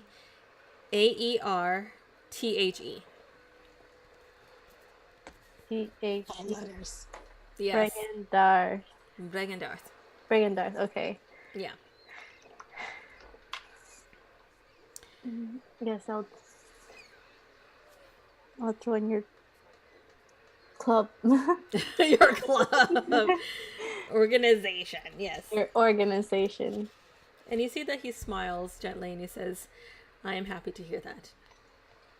And I'm happy to know that you are well aware of your precarious position. And My whole life has been a precarious position. fair enough. Fair enough. However, I do know, well, actually, we probably should discuss it with your friends since they have yet to make up their minds or whether or not they will also help out with this particular mission. I can get them now if you wish. Yes, let us continue. I'll go out the door. I'll look around for them and I'll that whistle that people do. I can't whistle, so I can't. But, Yeah, the thing. Yeah, Thing that with thing. Yeah. I hear Yeah, this I got you. All right. You like this? God, no. I was waiting for one of you to be able to do it because I can't whistle either. Yes. You guys all go back up to the room and he sits there Can and I he ask basically... him something before they come up, as they're coming up? Sure. Are you sure that my parents are dead? He pauses for a second. He says, I'll be honest, I am not sure. It is unlikely that House Bainray would keep them alive. Though at worst, if they decided to, well, your dad would probably most likely be made a slave. There's no use for humans otherwise in the Underdark. Your mother, it's possible they did something worse. And perhaps not even them, but Loth does not abide traitors. Mm-hmm. And your mother betrayed her house. I do not know what became of her. Where did Julie live? He pauses for a second, trying to decide how much information he will give, but he will say, in Drow society, as you are probably aware, is matriarchal, and there are very few avenues for males to gain power. I realized that if I were to pursue my own ambitions, I would have to leave and see the wider world. There is no growth for me there. And lead a carnival? The carnival is not all what it seems. But it is a decent way of padding my income, but the benefit of the carnival is that it gives me an excuse to travel up and down the coast. And that is something that I must do quite regularly. I have to keep an eye on things. Okay. Yeah, and then they'll come in and whatever. Okay. And you guys come in, and you see Jarlax still downing some more wine. You see Alina looking a little stressed. A little stressed. So, how'd it go? Uncle, huh? What's your real name? He says, it went quite well. Jarlaxle, pleasure to meet you. Although, for the benefit, assuming that we are going to continue with a working relationship, please refer to me as Zardoz in other company. Okay. And he puts his hat back on, and he turns back into that human. I'll put my That hat Cruz back on finds too. so attractive. Cool. So, is there anything you guys want to tell us besides what we overheard, or? Overheard. This Says wee we. bullshit. I know. What's this wee bullshit? Don't you get credit? I'm just gonna like, what's the word I'm looking for? Like, just point like towards Gesticulate. Zardoz, like to tell him whatever he wants to know. Like he wanted to tell us as a group. Like, you don't Okay. have to tell us anything. It's not really our business, but we. I mean, you made it your business. He says, I will leave that up to Alina to decide. Oh, You are okay. very close friends, and I figure if she wants to tell you information, that is up to her. But for our business purposes, do you accept my offer? Yeah. Yes. Hey, if Alina's cool with it. All right. He basically he tells you that he will give you the $100 or 100 gold up front each. He doesn't have it on him right now, but he'll have to like go and grab one of his lackeys and get it later. But he will offer you that. He also gives you some extra information that his spies have managed to dig up a little bit. He explains that the last person that they supposedly the Zentarum and the Xanathar had a hold of was a gnome by the name of Dalakar. Let me see, there's a last name to Dalakar, who was known to be the last person in possession of this stone. Hold on. Yes, we saw him. Did you know? Yes, we're very close. And what happened? There were Xanathar and Zentharum, and we had to go.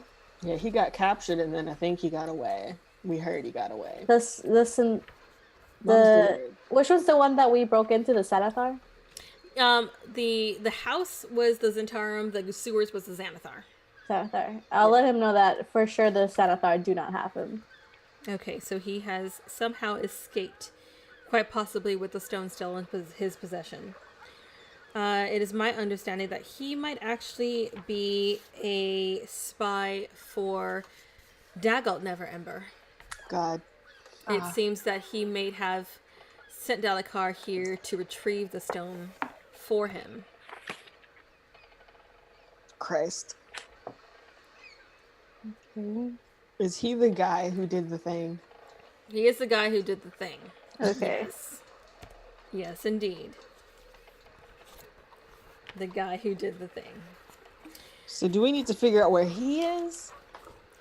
We know where he is, but my concern is not with Dagult. Dagult is in Neverwinter because he is, can't remember what the position name is, but he's basically one of the dudes, one of the rulers of Neverwinter. So we know where he is, but my concern is for the stone. I care little for Dagult, but I need the stone. Why do you need the stone? I have my reasons. Uh-huh. But most importantly, we don't need the Zentarum or the Xanathar or the Castellanters for that reason, for that moment, getting it. So they also want the stone. This is great. This is just my entire past just coming back to fucking haunt me. This is what happens when you give me stuff to play with, guys. Fuck. That's what you asked for. Hey,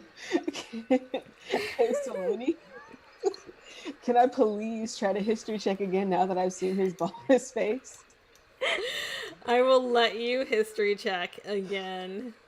Choose a different die this time. Come on. I think I should roll for you. Catherine. Oh my god. It's a 7 again. I don't understand. Cruz's old man brain, like you know. It's like an engine stalling. Yes, it's like It's you like- know. You just don't know what you know, but you know. I'm used to be like, do you know me? Do you actually ask him that? Yes. When you ask him that, he's now in his human guise. You see, he kind of smiles a bit and he says, I don't know, it depends. Do you know me? Oh my god. I feel like I remember you, but I He can't. chuckles for a second and he says, that may be for a conversation for another time. Oh my god. You're killing me. Killing the smiles. You're killing Hillary me. smiles. All right. But he says, I will have my assistants bring you the gold. It sounds like your next move is figuring out where to find this dwarf or this gnome, Dalakar. Oh yeah, we're on that. We're already. on that Don't even worry already. about it. Yes. We have we have a house now, kind of. It's if you need to see us, it's called Troll Skull Manor. Not as Interesting. fancy as it sounds, but it is in the fancy area. Kind of beat up. We're working on it, but Fair enough. And I'm assuming you let him know the address so he is aware of where to find you. And he says, good. It's good to know that you have a stable place to live. Cruz, don't date my uncle. I'm not gonna. No. He's like, oh I yeah, can't we're not believe gonna. Cruz got fuck Alina's uncle. Cruz is gonna be like, now that I know that you're my friend's uncle, I'm not gonna. Oh, weird. Oh. Oh, okay. Let's see. Let's go ahead and take a break at this point. Give Adriana some time to process. So my parents are probably dead for sure this time. I just saw Jason's comment. Oh my gosh. Jason's been killing me this whole time. What should be our giveaway word? Hashtag For- uncle. Uncle. Uncle. Okay. Let me set up the giveaway. We have that awesome dice set that we're gonna give away. So let me find. We'll do hashtag uncle. Don't put it in yet. Let me set this up. Okay, so we are set up. So type in hashtag uncle to win some dice. Hashtag uncle. Yeah, and I'll type it My in. family trauma's coming back. Yes. But you can win some dice based on that family trauma. I know. Yes, we have that lovely, pretty Die Hard dice set. Okay, so hashtag uncle, and we will be back in like 10 minutes. I have ice cream. You have ice cream? I want ice cream. Well, it's Dutch chocolate ice cream, and apparently people don't like that. What? Chocolate ice cream is like the best. What the hell? I got super flamed last semester for eating like just straight chocolate ice cream. Like I don't What the understand. hell? Chocolate is That's good. what I It's the way- do. Louisiana is like a whole nother world. Like they don't have taste here. I don't know. They have extra taste. They need all this other stuff in their Oh, taste. God. Chocolate ice cream is like, It is perfect. Okay. We shall be back in 10 minutes. See you guys in a second.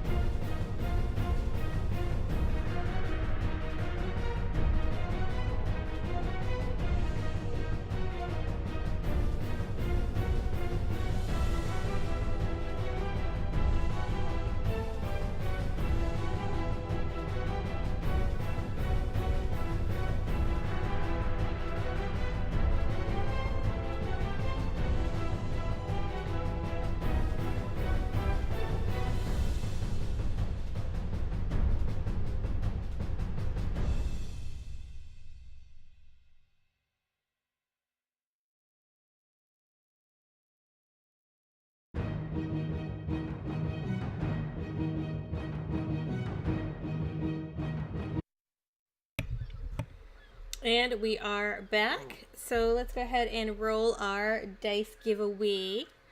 Let's see. We got hang on one second. No, Nightbot, you cannot. What? That doesn't make any sense. Nightbot, what? Delete the dice? No, Nightbot tried to enter itself. So let's not do that, Nightbot. Thank you. Okay, let's go ahead and roll. Oh wait, what the hell just happened? There we go. Let me make sure everybody who entered. Yes. So where's the thingy? Wrote it. And the winner is Jason the Scribe. Congratulations, Jason the Scribe. Been killing it tonight in the chat. Yes, Jason the Scribe. So I will DM you after the show with info how you can get your fancy dice. This is a very pretty set, so I hope they roll great for you. All right, so where are we at? Okay, so what are you guys doing? Still chatting with Jarlaxle. What? Anything else you want to ask him? I think we're good for now, probably. Mm-hmm.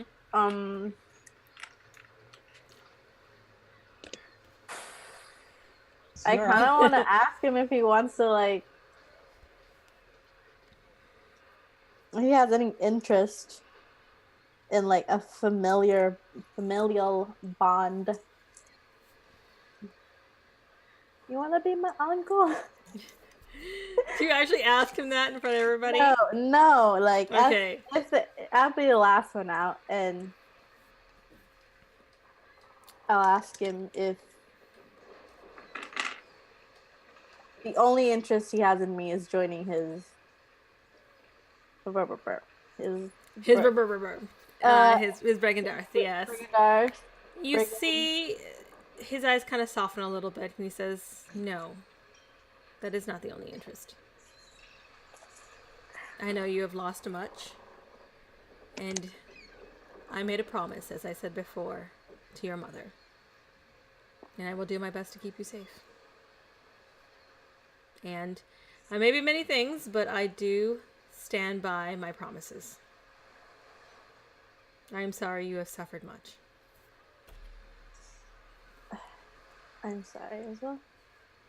Thank you for being honest. I'll leave. Okay. So where are you guys headed now? My heart is breaking on the inside, by the way, when you're just like, oh. My heart is breaking too. Because it was like, oh, my parents are dead. He's like, are you sure? I'm like, wait, my parents aren't dead? And he's like, no, they're probably dead. So it was like my parents all over again. He doesn't know. He doesn't know for sure. So she's gonna head back. I don't know where you guys are going, but she's gonna head back to the Troll Skull Manor. Yeah. Troll Skull Manor. You guys can name it whatever you fucking want, to be honest. You do not have to stick with Troll Skull Manor. It sounds pretty metal, so... You can call it Big Daddy Mansion. I don't know. Bad. Whatever. Call it that. Big Daddy Mansion. That's what we're gonna call the tavern. It's gonna be Big Daddy's Tavern. Oh no. Big D's Tavern. All right. Oh wait, I want to try one thing. Are there like locks in this place? Just like, do the doors have locks on them? In your house? Yeah. Some of them do. Let me see. Let me pull up the map here and see. Move stuff out of the way so I can use my mouse. I'm gonna lock Varen out of the house, please. Lock Varen out of the house. It's really cute that you think you can lock Varen out of the house. So everything has locks. The front doors have locks. I will say that most of the rooms outside, like the den, the common room, the library, don't necessarily have locks. Like our personal rooms have locks. Yes. I want to try something. What are you trying? I want to take my water keys. I'm just gonna like put one of the keys in one of the locks and be like, turn it. Okay. You put one of the keys. You'll find that the locks don't really fit the keys. The keys are a little bit larger. And you do notice that they're pretty heavily rusted, but they're too big for the locks from like the normal size lock. Oh shit! It's for big locks. Big As locks. soon as we get to Big Daddy's house, No! like you said, Alina's gonna go like to the basement. I'm just gonna close it, and all you guys hear is barrels being destroyed and like a scream, and she's raging and that, yeah. Smash, smash, smash. Some of the barrels you destroy do have some liquids in them, but you don't give a shit. You're just making a mess. Yeah. But yes, Family, smash. huh? What? Said family, huh? That's wild. And then after a while, she'll come back up, and she has. Yeah, that's me cleaning. She does have some. Her eyes are a little watery. Oh, it's mostly from like the beer and wine that she's destroyed. Yeah, It's just splashed on her face. Yeah. She's like, the beer down there is gross. I'm sure it is, honey. I'm sure it is. Okay. I'm gonna go now. Where you going? To my room. Because I have one now. Yes. You have a dust-covered, moth-ridden room. Fuck. You gonna cry in your dusty room? Maybe. Wanna talk about it? It's a lot. We got time. Okay. Mira gives you a hug. I'll take it. So we know he your uncle. He's my uncle. What else? I think I joined his club. What? You're leaving us? No. I You can be a member of more than one club. Allegedly. He has some sort of secret spy network made up of like outcast drow. Hold up. Yes. He has an entire goddamn spy network and he needs us to find his rock. Listen, I'm part of the spy network now, so technically I would assume this is my first job. So you're part of his spy network now. Listen, look, I just learned a lot about my family, and right now, joining up with him was in my best interest.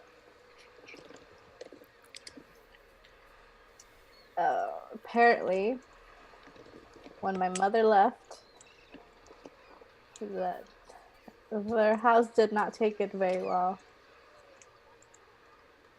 And see, I thought my mother and father were killed by whoever took me, but they were not. They were taken by my mother's house, and they're either dead or worse, I've been told. That's rough, buddy. Well, let's hope they're just dead. That's not. Oh, actually, maybe. That'll probably be better than whatever they're doing. Apparently, I'm part of. I mean, I probably don't think they would because I'm half elf, but like, my mom's house was like top house. I just like pat Alina on the shoulder. I really hope they're dead, sweetie. I really hope they're dead too. Well, you're out here now. You know, you can't do anything about it, so just make the best of what you got. Your uncle's spy network, or whatever the fuck. It's just really living So much has been happening. Everything happens so much. Honestly. It's tough. Alina's gonna be like, yeah, and she's gonna, she's like, I'm gonna go to the market if you guys want to join. Yeah. Yeah. Yeah. You looking for anything in particular? I want to look God, I don't have my notes with me. I have no idea what it was called. Give me a second. So I made sure Alina played one instrument. Don't remember what it Oh, was. that's right. Actually, I might have that hand. Let me see. I think I have some notes on y'all. I thought it'd be cute, and her mom's like, I love this instrument. You should play it. Was it a lute? No, it was not a lute. Where the hell is my notes from? Here we go. It was, I think, it's not called a mandolin.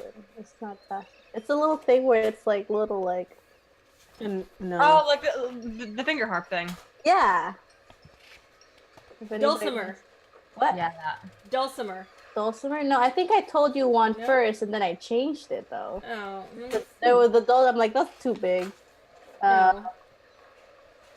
It's in my notes. I'm so sorry, guys. I'm so bad with notes. As I flip through my notes. My dozens of notes. Yeah, no, these. Well, you told me dulcimer. Oh, let me. But. I'm sure she believes you're trying to for yourself. Kalimba. A kalimba. What is a kalimba? A kalimba. Oh yeah, it's that thing. It's a little like it's a little square that has like Oh, it's the thingy with Yeah. the dog. What? Known Yes. as Yes, You know Mbira. those dog videos? The guy Yeah. like. Alright, I'm gonna look this up because I what? Kalimba. Okay, kalimba. It looks like it's It's like also a person called the who comes Mbira.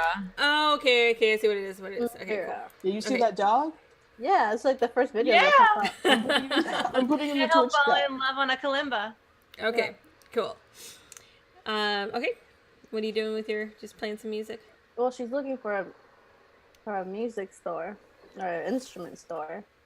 Are you looking for specifically an instrument store, or like there's like the woodworking store that's right by you guys if it's a wooden instrument you're looking for. Well, it's wooden and metal. So You're just looking for one of those? what? Are you just looking for one of those? Yeah, I'm just looking for one of those. Well, don't you already have one? No, I don't have one. Oh, you don't have one. Okay, I thought you already had one. No. I will say that the bent nail, which is in the same one of your neighbors, basically, has an assortment of woodworking things. So if you go there, they might have one. Okay, I'll check. Okay. You go into the bent nail. You see that there's a half-elf carpenter there. There's kind of a fine layer of like wood shavings and dust all over the floor. But you do see, kind of seated in the corner, is a, oh my god, my foot is numb. What the hell? Sorry, just noticed that.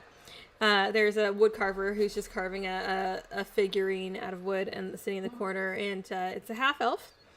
And he says, how can I help you? What are you looking for? Welcome to the Bent Nail. As you can see, I have an assortment of all sorts of interesting wood items. We have weapons, we have instruments, we have figurines, furniture.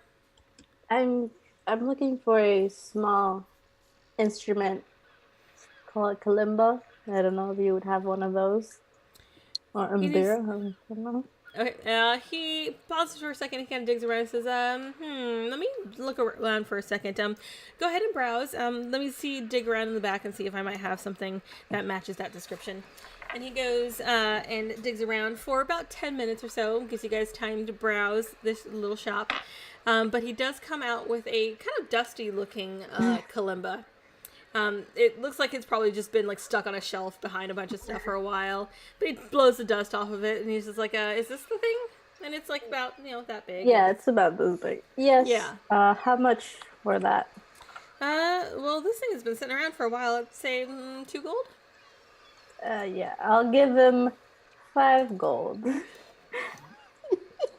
At this point, just name your prices, man. Like, because every price I give you, you guys go up. You suck at fair. negotiating. Fine, That's I'll give him 2 explicitly gold. her. I was trying to be nice. I'll give him 2 gold. Fuck you, then. Sorry. Nope, you already said 5. Oh god, I'm so sorry. No, The more you're my friends, the more I'm gonna be like. yes, exactly. Okay. But yes, for a couple gold, and he's very happy with your generosity. And I'm not gonna go in it, but is there some type of fantasy like tattoo shop? There is. If you go a couple blocks over, you ask the owner of the bent nail, and he tells you, yeah, there's a little shop over a little ways. The owner's a little strange, but yeah, they can help you out. So you go a Okay. couple blocks and around the corner, still in the same general neighborhood. And you do find a tattoo shop, and I need a good tattoo shop name, chat. Give me a good tattoo shop name. Ooh, fantasy but- tattoo shop name. Fantasy tattoo shop I name. feel like the 'cause word thorn seems appropriate. oh my does. god, It does seem something appropriate. thorn. Something Like the with rose's thorn or something. If you guys could help us. Yes, Thinking Thorn. I love Never- it when chat comes up with names. yes, because they're the best. I suck at names. But you do find a fantasy tattoo shop. The Or black in this world, it's not called a fantasy tattoo shop. It's just a tattoo shop. the blackened thorn, the dripping thorn, not the dripping thorn. That's bad. That Ooh, sounds no. dirty. That sounds. Needle nymph. Oh, that's clever. That's so cool. The needled nymph is fantastic. Yes. Wow, you crushed it with the first one, huh? Yes, because I literally was thinking of like a fey creature of some sort that would be actually in this shop. So yes, you do find the owner of the shop is a bit strange. You're not really sure. They don't seem to be of any particular gender, but they have very luminescent skin that seems to shift tones. One moment in certain kind of lighting, it seems very pale. The next, it seems very kind of dark. It's kind of like it's the blue and black dress and the white and gold dress. God. Oh god.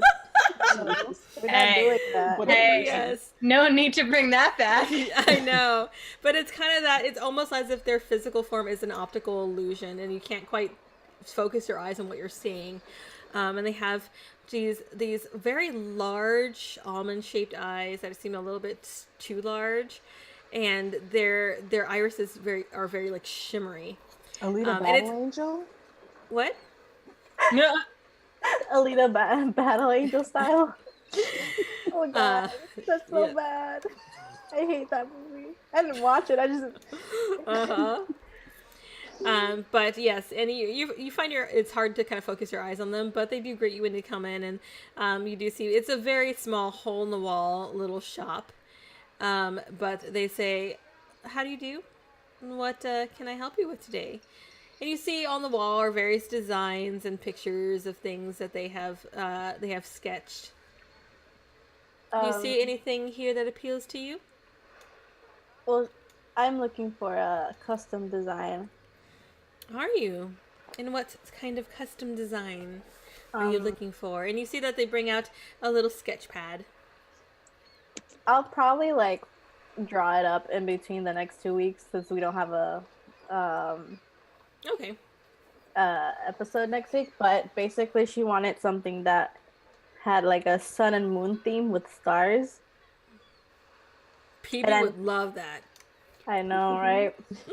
That's because when I created Alina's parents, that's kind of like the whole dichotomy that I had. Aww. And so yeah, I'll draw it up for you. I'm still not sure like where. I don't know if it was her arm or somewhere, Oh. but yeah, I'll describe to her what I want, and then I will Okay. And later on tell you. They smile and they kind of sketch up their kind of idea of what you might like, and they ask, now, do you want a regular tattoo, or do you want this to be special?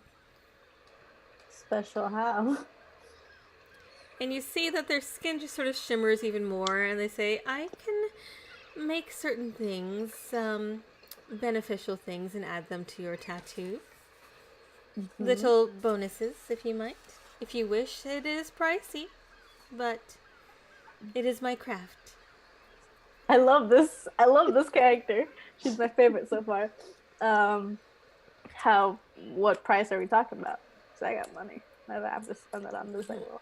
I will say for a normal tattoo, we'll talk maybe 50 gold. For a special one, I'll give you a discount and start at 250. Okay. Yeah, I can do that. What?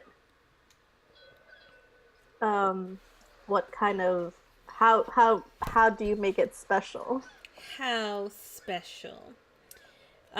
She says, I prefer to tailor it to the person. It is not really something that can be selected ahead of time. Mm-hmm. It's more something that comes out of your nature as I'm creating it on you. My art draws the magic from within you. Mm. I do not know what shape it will take until we are finished, but I can promise it will be something special. Yep, I'll do it. I want a fucking magical tattoo. Okay, so you pay her 250 gold for a magical tattoo, and I will figure out in the next couple of weeks what that does. We'll figure it out. Yes. Okay. Anything else you guys would like to do? Shop around for? I That's want to all I drop had in by mind. the what? That's all I had in mind. So whatever Okay. you guys want to do. I want to drop by the apothecary. Okay. You No, head to just back. target. Yeah, you head back across the street from your new house to Corlin's Crown, and you see you enter and you see the front of the apothecary is just covered in dried herbs, and just there's a healthy amount of bush, despite the fact that there's very little actual like ground outside of that's not paved. For what little actual like soil there's around, they've made the most of it, and there's rose bushes and there's all sorts of beautiful things. But you head into the shop and it's just overwhelming with just the smell of herbs, not unpleasant but just everywhere. And you see the owner, who is looks to be a wood elf with long braided brown hair. And they see you enter, and they come out and take a look at you guys, and immediately their eyes swing to Varen, recognizing another wood elf from your coloring and your features, and they greet you in Elvish. I greet them back in Elvish. Yes, and they say, "I am Fala. How may I help you today? Welcome to Corlin's Crown." Hi, I was wondering if you might be able to identify a very corrosive substance for me. Well, not corrosive, but not the friendliest of stuff. What sort of substance is this? I pull out one of my poison darts. All right. They will take a look at it, and let me see what those darts do, because I don't remember. It was 46 poison damage. It's a 46 poison damage. And if you could possibly be able to replicate it. And they say, well, I am not familiar with this particular type of poison. It's very clearly a potent poison. I don't know what it's called. As for replicating it, to be honest, that's not really my forte. I don't typically make things that injure people. I'm a healer. And I can help things that aid you. I can make potions that enable you to speak to animals or friend animals. I can help make potions that help you climb. General healing as well. Didn't we want underwater breathing potions? Shit, you're right, we did. Do you make yeah. anything that would allow one to breathe underwater? And they say, yes, as a matter of fact, I do. A potion of water breathing would cost about 250 gold, but I do have one. And I think it's 8 hours on that, if I am correct. Let me just double check that. But it would be just one dose? Yeah. Yeah. So we'd have to spend like 1,000 for all 4 of us. I mean, I have the party fund, but if you spend, I have 2,250 left and 300 electrum. I have 1,000, so. Oh, no, it's only 1 hour.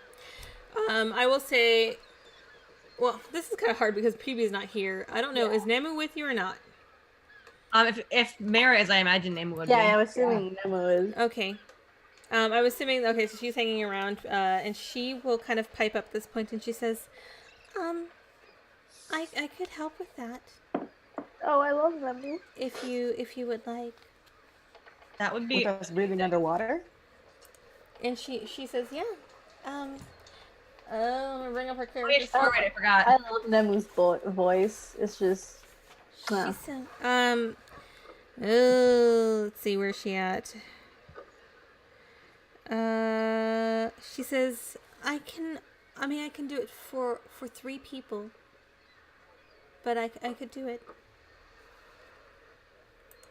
Okay. if you would like. So, if we have Would you be able to cast the spell twice, Nemu? I can do it 3 times. Oh, 3 times, right. so how about we do this? We have. Oh wait, no, hang on, because I'm checking the spell. I think it's multiple people. It's per multiple spell. people. Never mind. She doesn't have to use 3 slots. She can grant up to 10 willing creatures. Yeah. Oh shit! All That's right. what I was thinking. Yeah. It's 24 hours Hey, for the fuck this actual lady. spell. Go fuck this Holy lady. She's so shit! nice. I did not realize it was that long. But yes. I mean, should we get healing potions? Just I mean, we should get healing potions. Yeah, we Definitely. always need healing potions. we always get into some shit. Okay. What kind of healing potions do you guys want? And they carry pretty much every extent of healing potion, so just depends on how much you want to spend. What about like the middle tier? Yeah. The greater healing is 250. Okay. And how much is that? It's like 44? 44, yeah. Plus 4. 44 plus 4, I think. I mean, yeah, I can do that. People can also cheer if they want to and get us some Not potions here.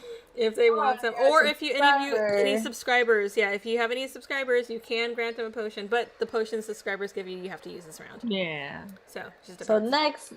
next time when we're dying, if you're a subscriber, Yeah.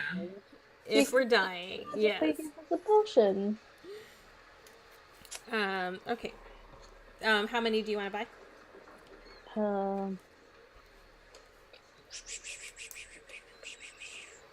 How many do you guys want? Should we buy one for each? I already have a potion of healing. It's not a greater one, but it's enough. So I do not need one. I don't know. Let me see what Meta has in her inventory. I used mine because I gave it to Floon. I have 3 like regular potions of healing. Holy shit! Oh, damn. All right. Well, I will buy one because, and I will give it to one medium one, and I will give it to. Wow, you guys have really low. Well, you guys are kind of pathetic, huh? It's like I have double of what Mara has. Meta has Ammo. Meta So- has 4 potions of healing. What the fuck? Okay, you know what? Oh, she's fine. We're not gonna buy any potions of healing then. Yeah, They're we're just fine. they're just basic ones, but she has 4. Any other kinds of potions that you guys would want? Let me see. You got any use potions? Jesus.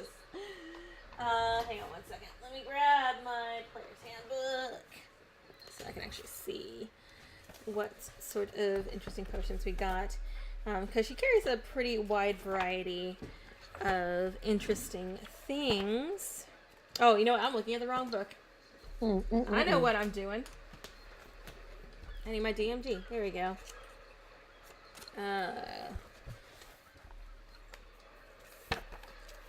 Potions of Youth. I don't know if I got anything like that. That's the one I gave. I know. That was from... Extra hot Big Daddy Cruise in the beginning. Uh-huh. Let's see. She has a potion of climbing. They have a potion of fire breath. Ooh. That'd Potion be of- scary, like a raging Alina, and she just. Yeah. There is a potion of flying. All your various potions of strength, which Alina is familiar with, of giant strength. Ooh. potions of healing.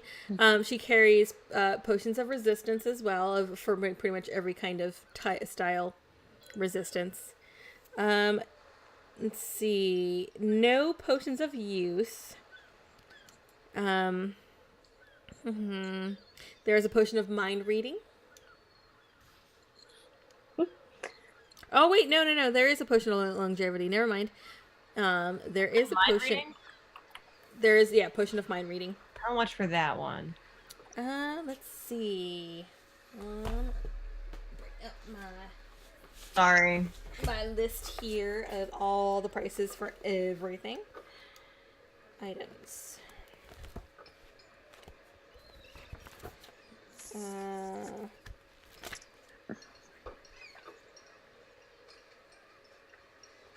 That is 180 gold. Okay. Any other questions? Oh, which one did you ask for? Potion of youth, which is the potion of Which one- longevity. How much is the potion of fire giant strength? Fire giant strength. She got a taste of it and she loves it. Where is? Why is that not on my? That's not on my list, but that's okay. Let me see if I can. Fire giant. Would D&D Beyond tell you how much it is? No, they don't have prices. I'm figuring the price. Huh? It's a weird range thing, right? Yeah, it's largely based off rarity. So I have like a makeshift list based off of rarity. So that would be about a 250. Oh no, he isn't interested in being permanently aged down. Aged by okay. That's a little too final. You don't want to be young permanently. He doesn't want to go through arthritis again. He doesn't, like, it's like old person puberty. It's like you don't want to go through it twice. It's like third puberty. Yeah. Are you sure? Because I feel like your mind is just kind of going though. I know you're having a hard time remembering things, man. Yeah. He's just gonna be an old man trapped in. It's like a minimum 13 years younger. So like, Yes. You'll be like 5 in Umbrella Academy. 50-year-old man trapped in a 13-year-old body. absolutely not. He's completely. I'm fine. sure it wouldn't be 13. No, but still. Okay. Well, that's all I got. At this point, I'm just waiting for my date. Probably the best thing that's ever happened to me today. As you just cry on her shoulder the entire time. No. All right. Anything else you guys want to shop for? You can shop in the market, or you can shop in the shops that are nearby. Either way. I think we should go to the market. I thought we were in the market. No, you're actually just right by your house. The Coralland's Crown is literally across the street from Which you. is a great location, guys. It is kind of a location. You got a blacksmith. You got all this stuff right by you. We got the essentials right nearby. Yeah. You're like, I want to people watch at the marketplace. Yeah, let's go browse. All right. You guys go head to the I wanna browse market. stalls. It's gonna be great. Is there any way I could get like my axe better, like enhanced?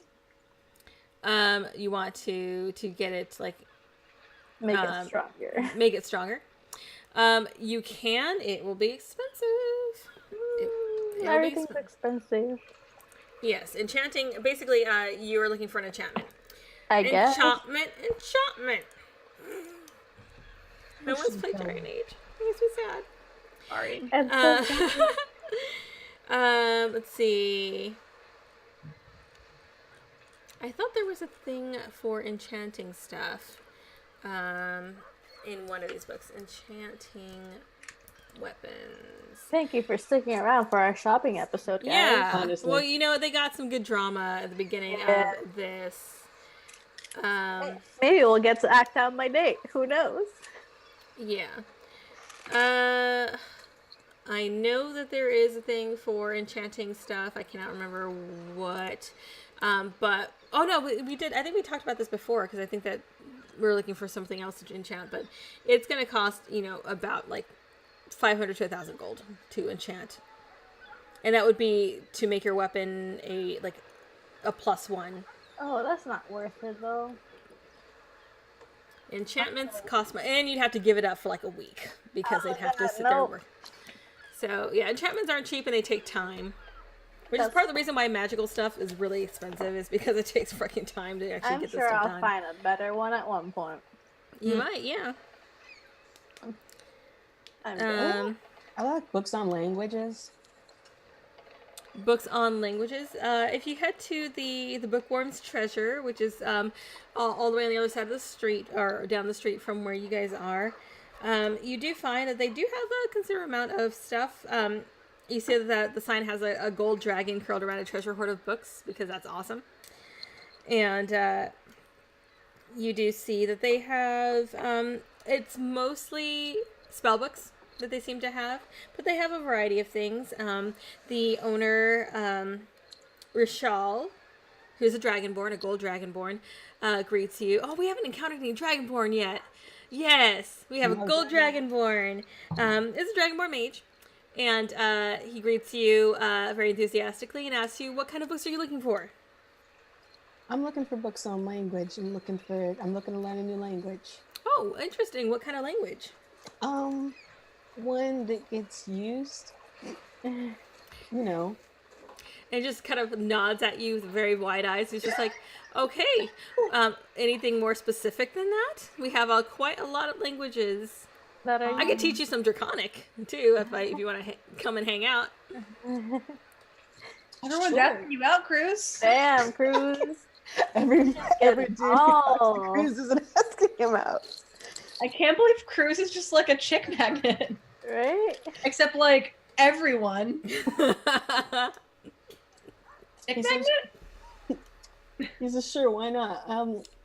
Sounds like interesting. Fair enough. Yeah. So you can. We'll have. I don't know if you can get a half hour anytime. Just drop by. We'll go through some practices. But I can teach you some Draconic. Yeah. I mean, I've got just a couple language books. I've got one that is. There's a little bit of Undercommon primer, and I have one that's just kind of, well, most of my books are spell-based, so I have one that's based off of ancient, like, archaic stuff, if you want. But if you want something more used, I don't really have a lot here. You could also check the libraries. They would probably have lots of stuff, but you'd have to figure out what language you want to learn. Do you have any books on Draconic? You got me interested. A Draconic? Yes, definitely. And he kind of ducks behind his table, or what is it called? His cashier counter, basically. Counter. Yeah. That's why his counter digs around for a little bit, and he comes up with a dusty old book, and he's just like, this is actually one that I used when I was a kid. And he hands it to you, and it's basically like the most basic, like kindergarten baby's first Draconic. Yes, it definitely is. It is like a board book, and it has just your basic. Yes, I want to learn my Draconic for the first time. Exactly what I'm looking for. Excellent. He says, well, it's hard for me to part with, but you seem to be enthusiastic, so maybe 2 gold? Sure. And I can like bring it back when I'm done with it if you want. Well, if you just want to borrow it, then don't worry about it. Don't worry about paying for it. All right. I'm trusting you to come back with it, though. All right. What's your name? My name is Rishal. Rishal. Yes, I'm often called Rishal the Page Turner because I constantly have my face in books. Oh, that's cute. Rishal, do you have any books on artifacts? Artifacts? Oh, yes. What kind of artifacts are you looking for? And I start digging off the shelves and just kind of pulling just random ones. Like, this one is ancient elven artifacts, and just kind of hands it to you. Looking for my little cousin's doing a project on the Stone of Galore. And he's like, that one I haven't heard of before. I did promise her I'd come back with something interesting. And he looks through, kind of flips through a couple of books. He's like, yeah, I don't think any of these books have anything about that. Maybe try the library? Okay. Do you know who created it? Was it Elvish in nature? Is it, do we know that? No. I don't think so. No. I'm not sure. And he's like, well, fair enough. Well, yeah, I've got it's just a book on Elvish, ancient Elvish relics, but I'm not really familiar with the Take a Stone look Golem. at it. All right. And you How flip much through is the book? Oh, 2 gold. The books aren't terribly expensive. Would Awesome. you happen to have a book on Drow Society? Drow Society, interesting. Are you in costume or are you still? I don't know. I'm the human. Okay. And he's like, oh, that's interesting subject. I don't know a lot about that myself. Yeah, I don't have anything like that in here. The library. Yeah. The Temple Library is good. Cosmic Athenium is my favorite. More magical based, but you never know what you'll find there. Okay. Would you have? Do you have any books on like families? Family, like family history? Yeah, Like records? Not here, but the Temple Library is where you would definitely go for that. Temple Library? They keep records of everybody, and you can dig around. It's quite the rabbit hole, though. There's quite a lot to deal with, but they pretty much have records of all the families that existed in here. You notice how like when you come into the city, they have to take your name and all that stuff. Yeah, they put all that stuff in the records there. What was the other one that she or he? He and Cosmic Athenium is the other one. Damn, Cruz, you getting all that booty. I got another question for him. Yes. Do you know where I could find a book on maybe Goliath tribes? Goliath tribes. Now that is a rare subject. More rare than Drow Society. Well, to be honest, kind of, yes, because there is, well, I would say if there's anything, there's more of an interest in Drow Society because it's such a, well, they're so interesting. I don't hear a lot about Goliaths, though. Like, you don't really hear a lot about nomadic tribes that much. Yeah, possibly the Temple Library might have something, but honestly, I'm not entirely sure about Goliaths. Yeah, I don't. You see blame more for not- drow around than Goliaths. Although drow themselves are pretty rare, but Goliaths even more so. Would there happen? Have you seen any around in the city, like any other Goliaths around? Just curious, just wondering. In my years here, I think I've seen maybe 2 other ones. Yeah, they Well. don't seem to stay very long. But then I do tend to just kind of be in my own little hole here. I don't travel a lot, and I don't really leave my little corner of the city very often. There might be some in other parts of the city. I don't know. It's a very vast city. Yeah, And I not- rarely head down to the docks, and who knows who ends up on the docks. I mean, ships are coming and going all the time. Got that right. Well, thanks for your time. Yes, definitely. But yeah, drop by any time. I'll run you through some basic primers of Draconic. Yeah, We'll hold some basic. I'm just like, yo, run me through. conversations. Where is the bathroom? Where is the library? My name is Cruz. My name is Cruz. My I name do is buy Kate. the book on Elvish relics. I'm gonna toss him 4 Electrum because I had exactly 599 Electrum and I needed to go down a little bit. Oh my god! I needed to either go up 1 or down some. Excellent, and Amy thanks you for your generosity. Okay. All right. Great. Anything- Now, all we so got. I started the session with 2 books to read, and I'm gonna end the session with 2 books to read. Baron's always got her nose in a book. Oh, now we have a library that we can stock up. Yeah, you got a couple ones. Anything else you want to shop for? Not really. I just kind of want to people watch. Okay. Oh, can I shop for like a nice shirt? I want Just to a- head at the library. Okay. Just a basic shirt, a clean shirt. Yeah. Okay, so like, have you guys seen like Howl's Moving Castle? Yeah. Yes. It's That kinda- outfit with like the black pants and like the poofy shirt. Okay. Yeah. That's what I imagine Alina's wearing, but like with like a V-neck. That's Just so like good. that. Oh, very nice. That's Yeah, shelly. you do find there are several garment shops in the marketplace, and you do manage to find a very simple ensemble that is pretty nice. You're able to purchase. It'd be like like a gold for just a nice, simple, clean shirt that isn't bloodstained. And did you want pants too, or just a shirt?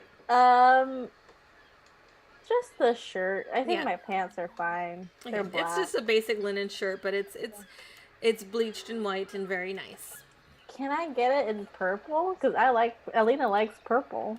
For purple, sure, it'll cost like another couple silver to dye it, but yes, we can get it in purple. So the Yes. whole shirt and everything is how many? How much?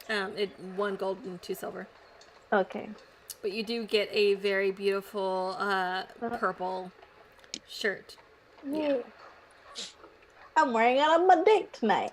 People killer. Very nice. That is totally my regular ensemble, purple and black, all the time. Yeah, it's so nice. But it's like kind of high waisted, like black type pants with like the high waisted boots. Like I mean the high. Hot. So And I then, guess like, a Amira and I are puffy shirt, rescheduling like, our long stakeout sleeves. tonight. With Yes. like a little V. She's like, hey. Hey, what's up? Now, where's your date gonna be? Are you gonna bring her over to your new house that is still covered in dust?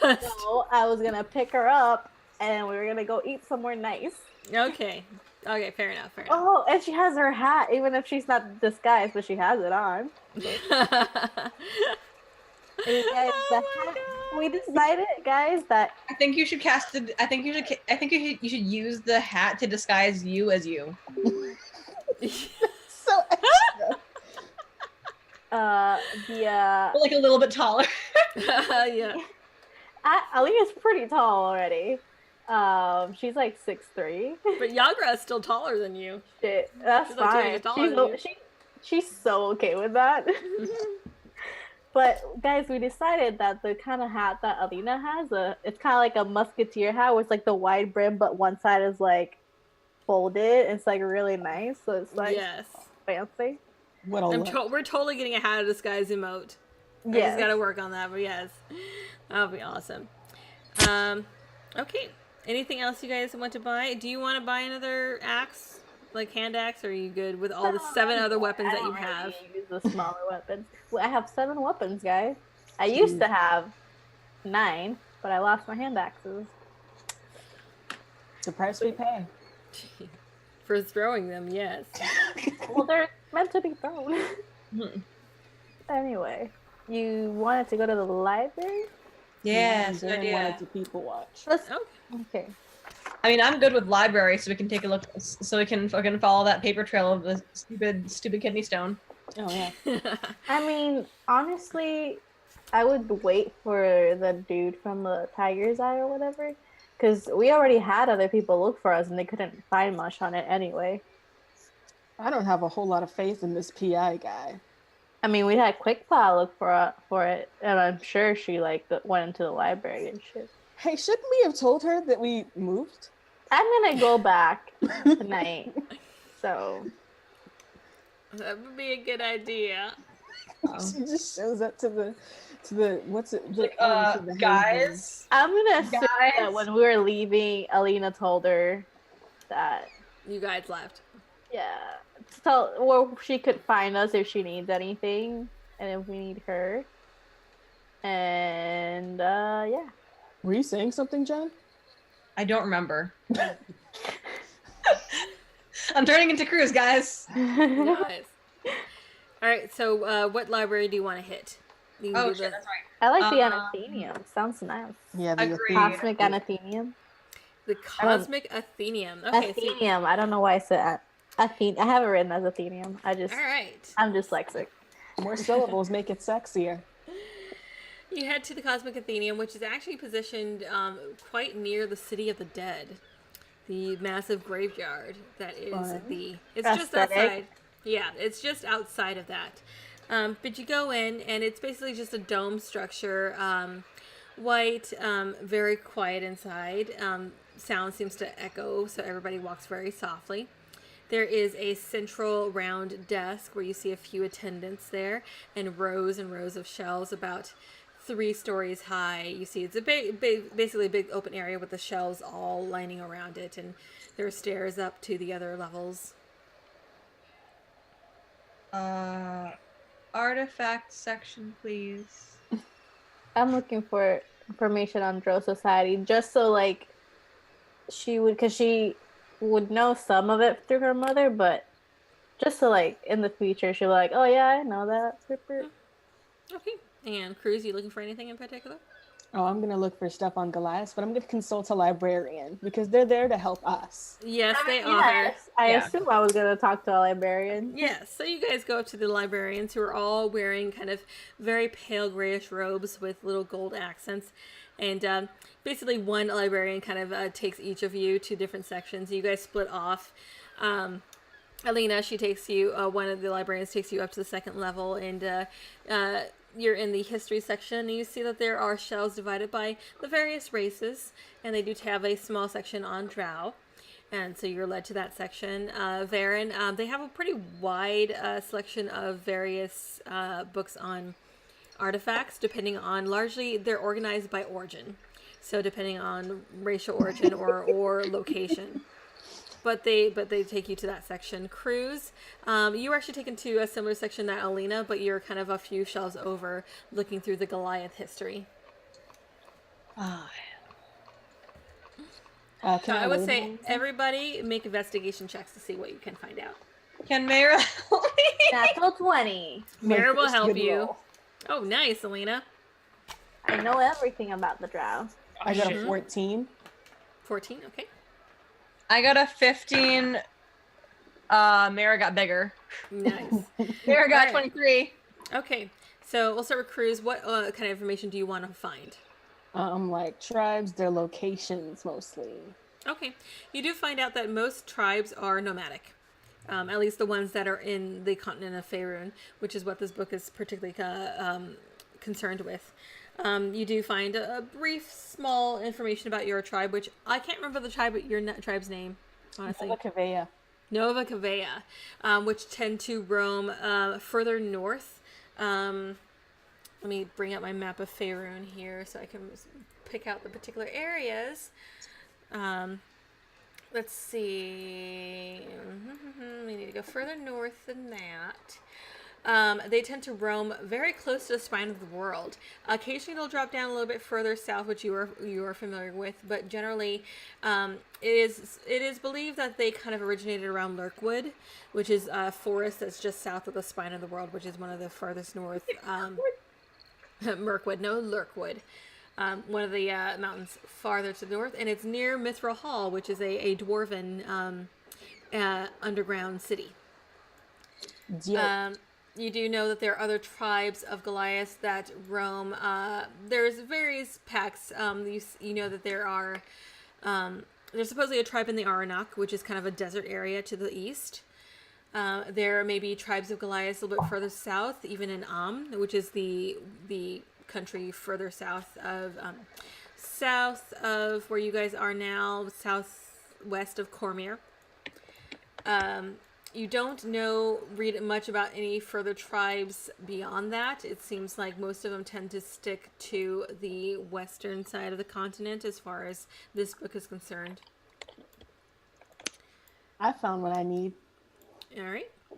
Varen, what kind of information do you want to find about artifacts? You're just trying to find Stone of Golor. Okay.